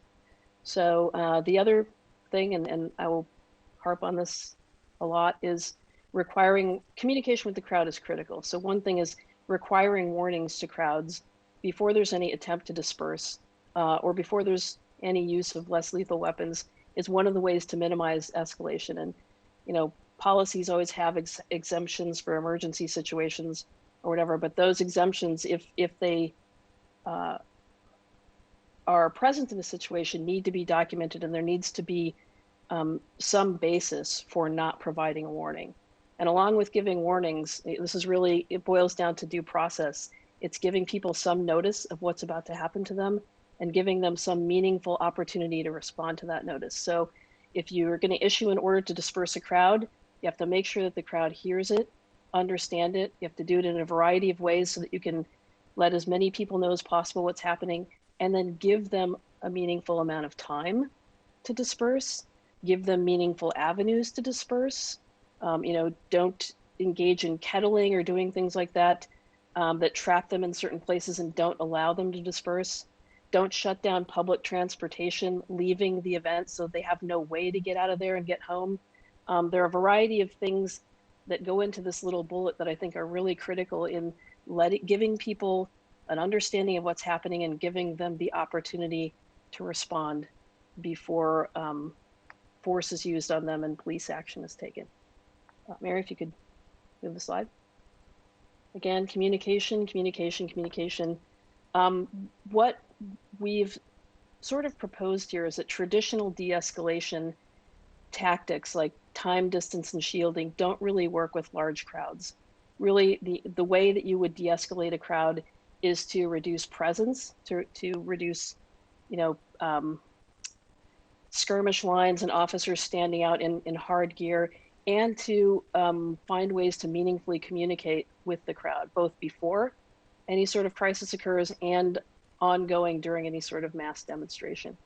So with regard to communicating before a crisis, we suggested, and we found a couple of jurisdictions that have done this, if you know that something is happening or there's some event that may bring people out in masses to demonstrate, running some public safety announcements or doing something to educate people about their First Amendment rights and about what may happen if riots are declared. We found in Minneapolis in 2016, they did that with a situation where they were about to announce prosecution decisions regarding the police shooting of Jamar Clark. And so they did some PSAs to try to manage folks. And so, I think what comes out of some of the experiences that we read about is making sure that you're answering questions that community might have and not just what officers or government wants people to know, and pushing out information that will allow people to make decisions about their behavior and give them some prior notice of things that may potentially happen. So in terms of communicating during a mass demonstration, we suggest using a variety of different methods. Sound amplification is pretty critical. There's sometimes sound is an ineffective means of communication. There may be folks who just can't hear. There may be noises in the crowd that make it ineffective. So also using visual communication, pushing out information on social media or other things are a way that you can do that. And Mary, if you'll move along, there are various jurisdictions that use things like this. These are examples of Oakland Police Department's visual communication boards in a recent protest. And I think what you'll notice about these is they're pretty low and they're pretty small. And so unless you've got them up high or you got a bunch of them, this is probably not going to be super effective. They're also probably decent targets for folks who might want to cause damage. So they're also decidedly low-tech ways to do visual communication. You could print large banners that can be furled on poles and hoisted or brought down. So you can. There are many ways to imagine doing visual communication, but important to give people options to know what's going on in managing a crowd. Mary? All right, we talked a little bit about this, about officers having few opportunities to practice. And, we think if SPD can retain some weapons, having them provide more opportunities for officers to practice them might reduce the risk of incorrect use in high stress situations. Mary, go ahead.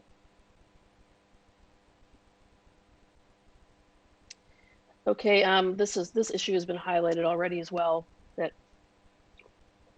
And what we found is that in a lot of SPD's own materials, they already understand a lot about crowd management tactics, and that using fixed riot lines serve to escalate crowds, and they limit opportunities for de-escalation. So they know this, but SPD, like most other agencies in the United States, have not come up with a solution for dealing with large static crowds who are gathered in one place and can't be made mobile or can't be kept moving. And so what we've seen here happen this summer is that SPD's policies and training are largely geared for mobile crowds and to get crowds moving. Didn't have that option, and so they were left with very little guidance on how to deal with those crowds that were in fixed locations. So that's one of the things that I think Director Meyerberg mentioned would be ways Seattle would have to innovate to come up with different ways to approach this. And I think one is that you do approach it with, like I said, the ethos of facilitation, that you do it in stages or in graded ways, where if you're going to have officer presence, you can have officers in soft uniforms who come out if officer presence is necessary. And then you have ways to, with folks who are staged elsewhere, to potentially extract people committing violence, to otherwise let the crowd continue with gathering and expressing First Amendment rights. Or, you know, if it devolves into a situation where an actual riot is declared, you've got other personnel who can be staged and move in to handle that aren't just standing around serving to escalate the crowd all throughout. All right. And I think this is just a slide about the East Precinct where we saw some of those dynamics at play. Mary, if you want to move on. So, you know, I think what I've been really talking about here in a nutshell is that SPD needs to develop a complete policy, tactics, and training that addresses stationary crowd situations, and for, like my colleagues have mentioned, for having targeted enforcement capability for people who are committing isolated violent incidents within a crowd to otherwise allow the peaceful crowd to remain, and to improve communication with crowds. Mary? It's really kind of a tangential issue, but it's something to consider. One of the things that we saw was that with not being able to have appropriate levels of staffing for some of these events, officers seem to then resort to reliance on less lethal tools when they didn't have enough folks. And so SPD did not have sufficient staffing to manage the protests this summer. So it began by requesting aid from other departments, but the problems happen when you bring in people from outside to help SPD.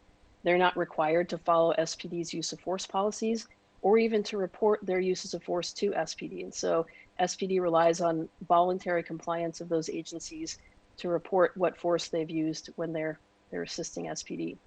So obviously that creates a risk that the public's being subjected to force that's outside the norms and standards that we require of SPD personnel. So one of the things that we highlighted as a potential solution if mutual aid is used in the future is that there should be some sort of regional solution to, at the very least, ensure prompt and transparent reporting of use of force by any officer or agency that is providing presence at a large-scale protest event. Mayor, if you can move on. And this, just specifically with regard to this summer, SPD began having a lot of trouble finding. Inspector General Judge, if we could just pick up the pace a little bit, that'd be fantastic. Almost done. Yep. And if we can switch, we can skip this slide. We can actually probably, let's see if there's anything else I really want to highlight here. Nope, you can skip this one, Mary. We suggested that SPD try to do outreach after these things and provide information very soon after the fact when there has been a protest response that has resulted in impacts on public trust. We suggested that they try to use less technical language and not, overblow situations that tend to delegitimize what they're doing. I think we saw, the pushing out of information about the incendiary device that was a candle. Those kinds of things in their communications don't engender public trust. So we're highlighting that kind of communication course correction is desirable. Let's go on to the next slide, Mary. With regard to external authorization, we are not supportive of that. And I think Councilmember Herbold, we also were a bit confused about what was being asked. But, really the bigger issue for us is if you're contacting somebody externally to get some sort of authorization, they're already relying on information being provided by police. So if the concern is that you don't trust information coming from police, you don't trust decisions being made by the police, the information will then be thusly biased if it's communicated to any sort of third party who's not there. So there's a risk in that. And there may be time constraints where if it's really a life safety emergency, you don't have the time to to do that. And I think really the bigger issues here are having clear criteria for declaring a riot, having documented circumstances that meet that criteria, and having back-end accountability for those decisions, as has been identified already. All right, and this is just a slide about Sentinel event review. I won't spend any time on that because we can talk about that at a later time. So that is my presentation. Hopefully I caught much of the information from the council questions previously provided in the presentation, but you definitely did. Thank you. So I will not have any questions to offer, but I do ask my colleagues on the committee whether or not they have questions at this time.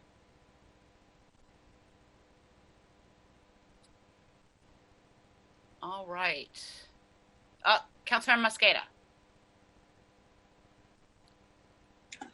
Thank you so much. I'm also happy to defer to your other council members. If you like, Councilmember Herbold, I'll just ask one quick question if that's okay.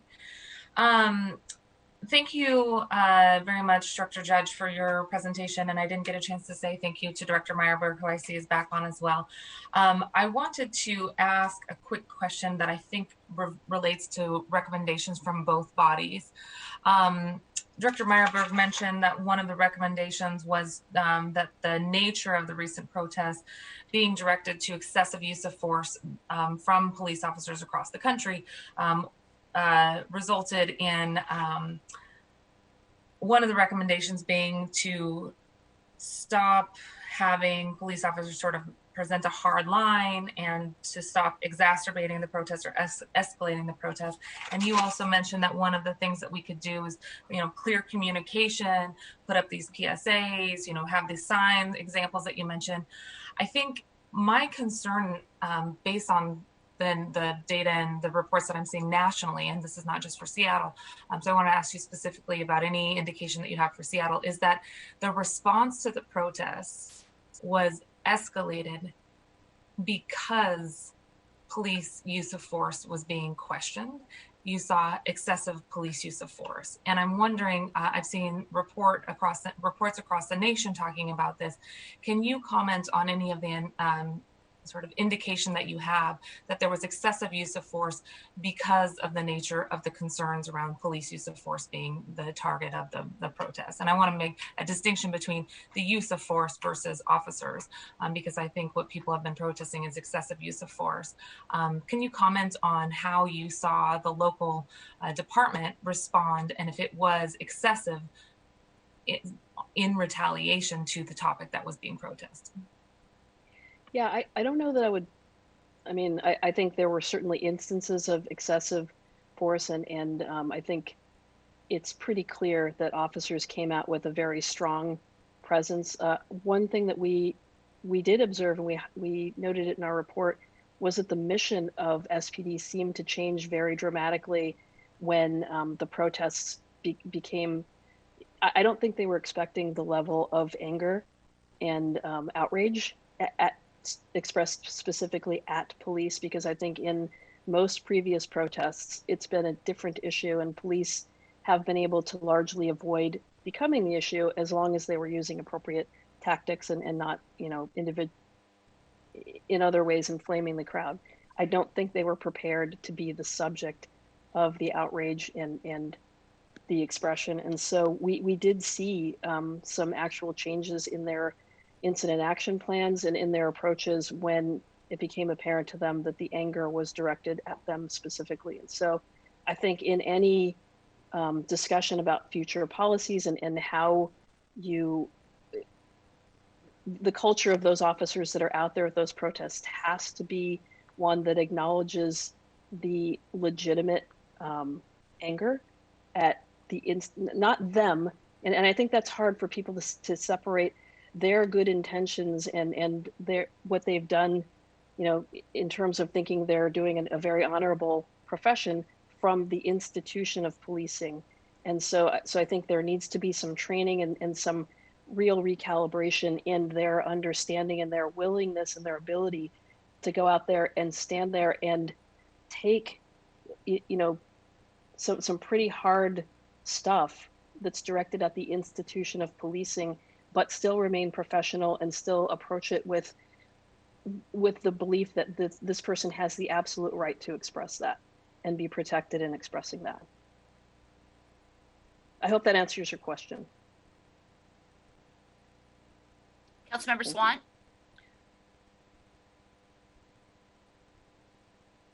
For that presentation, I have several questions that I will go ahead and ask all at once. And I would also, in addition to your verbal responses, if you have anything that you want to send later, that's also fine.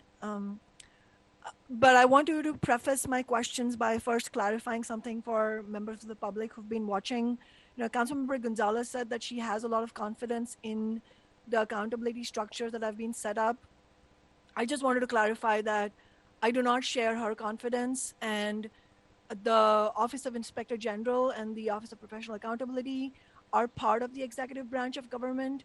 And we have seen Mayor Durkin's approach and her political positions on many of these crucial issues. And these are not minor issues. These are questions of indiscriminate violence being targeted at peaceful protesters and at protest actions where children and elderly and women have been present. And this is in response to the ongoing police violence that is especially racially biased. And so these are not small issues we're talking about. And so it is absolutely correct that elected representatives should be asking hard questions. But like, as I said before, it is not just about you as individual directors of these departments. It's, that's why the people are protesting against the system itself, because they understand that ultimately the rot is at the core of the system of capitalism and the state. It needs to keep protest movements in check. So that's the context in which we are talking about. But I also think that is not an academic point. It's also an observed, it's an observation of people that the reason these agencies have not been able to actually bring about accountability is because they are called quote unquote accountability organizations, but their purpose is actually to not bring about accountability. And that's why it is important to examine the record. And that's why I asked those steps. What steps have these organizations taken to increase police accountability? Not talk about it, but actually what has been done. And the assessment of ordinary people is that not very much has been done, and that's why the protests are happening. So I just want to clarify that. I appreciate you saying publicly that, and I don't want to put words in your mouth, so maybe you should clarify if what I'm saying is not accurate. I think I heard you say that you are not in favor of steps such as shutting down public transportation. And I think you said the police should not engage in kettling. If you could just clarify that. I mean, I absolutely think that shutting down public transportation is it's a terrible thing to do, and it's not just the police department and the law enforcement agencies that are responsible for this. Elected officials have been responsible for that. I mean, the light rail was shut down, for example, on the day that thousands of people were courageously at the airport protesting against Trump's Muslim ban. So, such a thing should not happen. Kettling should not be engaged in. They're violent practices. So just clarify your position on that. The other thing is I'm a little surprised, actually quite surprised, to say the least, to say that you're saying that the police were not prepared to be the subject of protest. The protests were Justice for George Floyd protests who had been murdered by the police. So how can the police not know that? First of all, I just don't find that believable on the face of it. So that's one thing.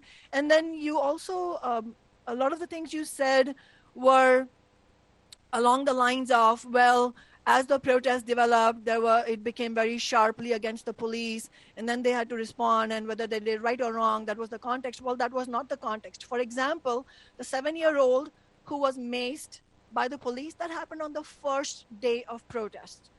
So in other words, the first few hours of the protest. So that's just one of the many examples. I mean, I was there on that first day of protest, and a lot of violent actions were taken by the police, which to my mind, I mean, I understand there may be difference of opinion, but to my mind and the minds of hundreds of people, that was not provoked at all. That response wasn't what the police did wasn't a response to anything. It was because this is what happens when protest movements show courage, something like this happens. The other things I wanted you to clarify are, you said that SPD did not have enough personnel, sufficient personnel. I don't understand that. I mean, your report says that the SPD only had 400 officers on the first day of the Justice for George Floyd protest. I think that's what the sentence says. Only 400. I mean, I think that's a question of, again, you know, what is your analysis premised on? And for policing, if the police want to police a largely peaceful protest, then why isn't that number enough? And also, I want to understand. I'm not understanding. How do you square the claim that there wasn't sufficient personnel with the fact that there was $6.3 million of overtime in the first 12 days of the protests? And so even if you didn't have individual officers, in your view, I don't accept that view, but in your view, not enough officers, clearly a lot of public monies were being spent on overtime. So if you could just provide some clarification on how you square those two things. And then on the communication, better communication, I really appreciate you brought that point. This is my last question. I, of course, don't disagree at all. I mean, of course, there should be very good communication, very clear guideline from the police on what is going wrong or what might go wrong, and so that people in the movement understand what is going on.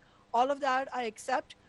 What I don't accept is that is some sort of main one of the important reasons why the police failed in doing the right thing. You know, there's many examples, but I just want to give you one example of one of the protest nights at the 11th and Pine protest movement when I was there personally. I mean, this happened every night, but I just wanted to talk about one where nobody can say that this is secondhand evidence because I was there. I'm giving you a first-hand account.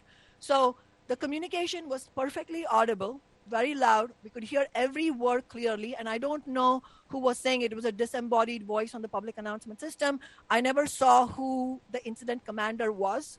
I don't think that the police makes that clear. I don't know if that's by intention or not, but that's the situation I saw. I couldn't see who was actually in charge, but I heard a disembodied voice very clearly. But the problem was not the communication. And yes, there were warnings and all of that. But and I agree that this communication and these warnings should be used to whatever extent possible to minimize escalation. But the problem is that all that the movement was doing was marching forward step by step. They weren't engaging in any violence. The very act of marching forward on a public street was considered escalation by the police. So the problem was not unclear communication. The problem, the situation, there was a breakdown because ordinary people, young people wanted to march forward and the police were not going to let them. And that's when this violence happened. So I hope that you will also address, you know, how do you expect that situation could have gone differently? And just to let you know, minutes after that, there was tear gas, pepper spray, you know, whatever, CS gas, whatever you want to call it, blast balls, and just it looked like a war zone just minutes after that. Thank you for those questions, Councilmember Sawant. I would invite Inspector General Judge to follow up after this meeting in answering Councilmember Sawant's questions. I do want to wrap up and talk about next steps and move on to our last item on the agenda before we start losing people. Just in closing, the United States Department of Justice, you may recall, obtained a temporary restraining order against the implementation of this ordinance per the 2012 consent decree. We all know that case is ongoing. U.S. District Court Judge Robart requested the 3 accountability bodies to submit recommendation to him, as well as our own request in the ordinance itself to receive these recommendations. To allow for further consideration of our approach moving forward, there's been a request for a short extension of the current deadline set by the court. The court had previously ordered that the parties submit by September 12th an analysis of the interaction of the ordinance with the consent decree, as well as any police department policies that the consent decree governs. The court also directed that the parties respond to the reports submitted by the OPA and the IG. So in light of these of this work yet to be done, we recognize that more time will be needed. But again, it's important to remember that the current restrictions on the use of crowd control weapons that came from another temporary restraining order adopted by U.S. District Court, sought by Black Lives Matter and the ACLU, is in place. The city has agreed to extend the injunction limiting the use of crowd-controlled devices through September 30th. And on August 10th, in response to a motion of contempt by Black Lives Matter and the ACLU, the city agreed to the expansion of the injunction to further limit the use of chemical irritants or projectiles, and specifically called out a prohibition on use against journalists, legal advisors, and medics, and specified that declaring a riot does not exempt the city from its obligations under this order. So there are lots of good questions about whether or not we are acting in accordance with this preliminary injunction, but its existence, I believe, does give us the ability to continue working on the issues that we have heard today, and also discussing what our legal approach is going to be moving forward. And I look forward to hearing more from my colleagues, both about the content of the policy, as well as our approach moving forward. And I'll be having conversations with each of you about that very soon. Item number 2 on our agenda. If Alex, you don't mind reading it into the record, appreciate it. Committee item number 2, Council Bill 119879, an ordinance relating to the operation and maintenance of a new regional 800 megahertz emergency public radio communication system, authorizing the Chief Technology Officer of Seattle Information Technology Department to execute on behalf of the City of Seattle an interlocal agreement between the City of Seattle, King County, and the cities of Auburn, Bellevue, Federal Way, Issaquah, Kent, Kirkland, Mercer Island, Redmond, Renton, and Tukwila for the purpose of creating a nonprofit corporation as provided under RCW 3934030 to own, operate, and maintain a regional emergency radio communication system that is being installed and developed under a separate interlocal agreement authorized by Ordinance 124685. Thank you very much, Alex. I think we're going to kick this off with a brief background from Central Staff. Lisa Kay. Thank you, Madam Chair. This is Lisa Kay with Central Staff. I'm sorry my lighting is not optimal in my office cave here at home. I'll work on that. Council Bill 119879 would approve the Puget Sound Emergency Radio Network Operator Interlocal Cooperation Agreement to create a new nonprofit corporation to own, operate, and govern the emergency radio system after the network is complete. Operation of what's called the PCERN system will be financed through user fees and an April 2015 voter-approved property tax levy. The current emergency radio system is jointly owned by the City of Seattle, King County, the Eastside Public Safety Communications Agency, and Valley Communications Center. The system is over 20 years old, and the current vendor is no longer supporting aging technology. The new system will continue to support over 100 agencies, including Seattle's 2 911 centers and 9 other dispatch centers across the county, and over 16,000 emergency radio users. Owners and users of the existing system have been planning for the replacement system for over 6 years, and this proposed operator agreement is consistent with a 2015 memorandum of agreement between the current system owners that anticipated creation of the new nonprofit corporation. My staff report is included with the agenda materials, Madam Chair, and Chief Scoggins and Chief Technology Officer Bashir, I believe, are here to speak on behalf of the executive.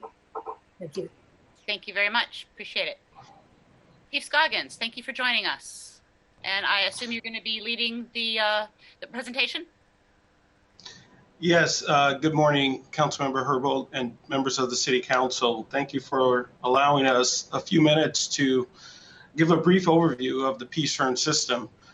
But before I start, I do want to pause for a moment in time to recognize today is the 19th anniversary of 9/11, when our country faced some very difficult times. On that day, we lost over 2,900 people, 71 police officers, and 343 firefighters. On that day, the fire service made a commitment that we will never forget. The Seattle Fire Department this morning has had events honoring those members. We read the names of all 343 firefighters at our fire stations this morning to honor those firefighters who passed away on that day. So I'll start our presentation from there. Let's see here. All right, I think I'm sharing my screen now. Yes. Okay, good. So just a brief overview of the system.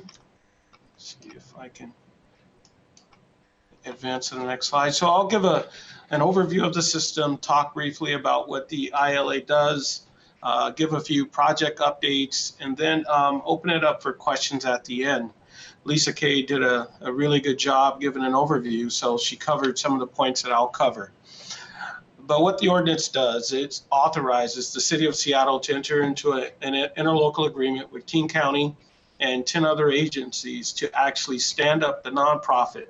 And that's critical for us. We've been working on this project for a number of years now, and we're coming to some really critical points on why this is important to stand up this nonprofit and establishing the terms for governance and operations. That's going to be important for us also. The City of Seattle will have 1 of 4 voting seats on the PCERN board, as we have had a voting seat since this project has stood up a number of years ago. All parties are working to have signed interlocal agreements in place by the end of September, and that's been our goal. And I think right now we're about 50% complete. Our current system is an analog radio system that was stood up in 1995, as Lisa mentioned. It has reached end of life. The system is 25 years old, and it is no longer being supported by our vendor. The partners you can see on the slide, we have Eastside agencies, the City of Seattle and King County, and Valleycom, Valley Communication Center agencies, which is the south end of the county. In Seattle, the system is primarily used by the Seattle Fire Department and the Seattle Police Department, as well as Public Works and other entities in the city. On the street coverage right now is 94% on the street coverage, so the new system will provide some improvements in that area. The new system is a digital system. It'll be owned and operated by a single owner, which is PCERN, and it's also designed to provide 97% on-the-street coverage with a portable radio. So that is an improvement of our current system. Neither system is designed to penetrate in-building coverage, but both systems do provide coverage in buildings. Here in the City of Seattle, we have about 240 buildings that have antenna systems in the systems to improve our coverage. And, you know, each day we're working to improve that just a bit more. As Lisa mentioned, this was passed in 2015 by the voters here in King County that set aside funding to actually stand up this system. The system will have 57 radio transmitter sites throughout King County. Today we have 26, so going from 26 to 57, but also on top of that, we made adjustments as we've been moving along at 4 more in-building coverage sites will be stood up to cover areas that needed additional coverage here in downtown Seattle, in Bellevue, and in Renton. So it's quite an expansive system. Over 17,000 end users that will be using this system, and over 5,000 of those users will be here in the City of Seattle.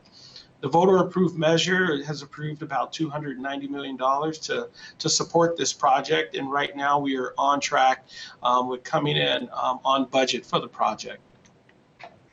This map provides a general overview of the system and the different towers, and you can see that this really expands all over King County.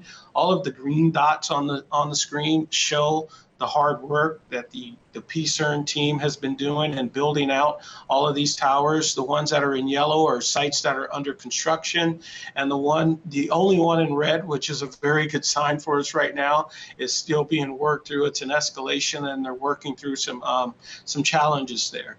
So you can see where the towers will be from the eastern part of the county, western, northern. So we're really going to have good coverage all over King County when this new system comes online. What will PCERN provide? Advanced digital technology. It's going to improve capacity, capability, and connectivity. You know, many times people may say that you get a clearer radio transmission from a digital system. It removes the background noise. And I guess a simple way I would like to explain it is AM versus FM radio. You know, anytime we click on FM radio, it sounds just a little cleaner and a little clearer. That's probably going to be important for this system. A new 20-year contract with our vendor, that's going to be important. A single billing agency with uniform rates and uniform operational standards and system performance requirements, no matter where you are all over the county. It's also going to have improved coverage throughout the county on highways 2 and 410 and I-90. So as our units transition around the county with our different aid agreements, we won't lose any coverage. You know, an example of that is, you know, we sent resources down south to help down in Sumner to help with the fires, and they won't lose any of their connectivity down there. Consistent updates, upgrades, and repairs of both systems and dispatch consoles. That's going to be important for us also. And as I mentioned earlier, over 17,000 new end-user radios that'll be deployed throughout King County. And that's pretty significant that all the agencies in King County will be on the same radios. And infrastructure support 24/7. This project has been in the works for, as you can see, about 8 years now. That started in August 2012, and you can identify a number of the milestones from the slide on the screen there. But we have some more significant ones ahead of us, and this is one of those significant steps in standing up the PCERN ILA so we can actually stand up the operator. You know, in the next couple of years, we're really going to make some really large steps forward as we start to test the system, turn the system on, and reach full system acceptance. All those are going to be really significant steps for us. And just to give you a brief update of where we are, 98% of our legal agreements are done. 93% of our radio sites are constructed or under construction, and 58% of our Motorola land mobile radio equipment is installed, and 60% of our microwave equipment is installed, and that provides the link that transmit the radio system signals. So we're really on a good pace right now with a lot of things that are moving. The PCERN operator ILA, so far 50% of the agencies have signed, so 6 of the 12. Our goal is by the end of the month to get all 12 signed and approved so we can start to move forward with standing up the operator, because that's a lot of work to do there. The transfer of all assets and responsibilities for operations and maintenance to the new agency will occur as we start to close out the project in the next couple of years. And this will actually hit the Seattle IT budget in 23 and 24. But it'll be a transfer of fees that we already pay for our existing radio maintenance and our existing radios. So the board of directors, 4 voting members, as I mentioned earlier, City of Seattle will have 1 vote. Currently, I am the representative of the City of Seattle on the PCERN board. And in that position, City of Seattle still will have a voting member. And there will be 2 non-voting members representing the fire and police agencies around the county. And that's important because the fire and police agencies are the major users on the system. The executive director will run the day-to-day operations.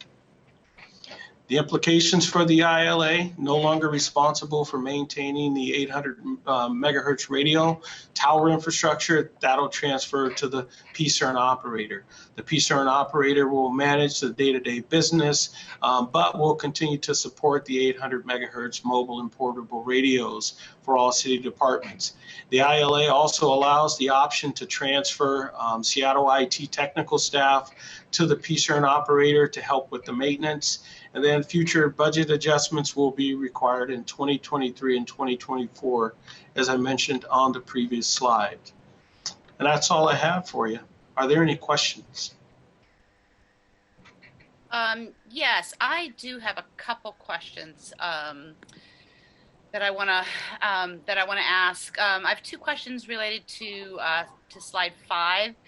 When you talk about 97% coverage at the street level, are you what is the geographic area that you're referring to? Is it the city or is it King County? And then as it relates to the fact that building owners provide in-building repeaters were required by code, is there a point at which building density or height makes getting a radio signal difficult? And if so, just wondering why it's only required by code if there are so many jurisdictions participating in this interlocal agreement. I'm just wondering whether or not the interlocal agreement itself is an opportunity for creating some consistency for the in-building repeaters. And then lastly, well, actually it's two more. For slide 9, the timeline, just want to check to make sure that the timeline completion dates are still accurate given the current public health crisis.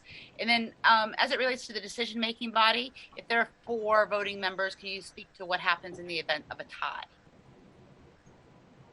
Okay, that was a lot of questions, but the testing and the coverage, the 97% coverage, the same coverage parameters will be deployed throughout the entire county, from Seattle to Bellevue to Renton, and it'll be in, I believe it's 0.2 of a mile increments. So whether it's in downtown Seattle or it's in Renton or whether it's in Bellevue, it will all be the same testing coverage. So that's a 97% reliability from a portable radio, which I have one right here, from a portable radio if you're on the street, basically on your hip. So that's the reliability that we're talking about, but the same coverage standards will be deployed throughout the entire county. That's important.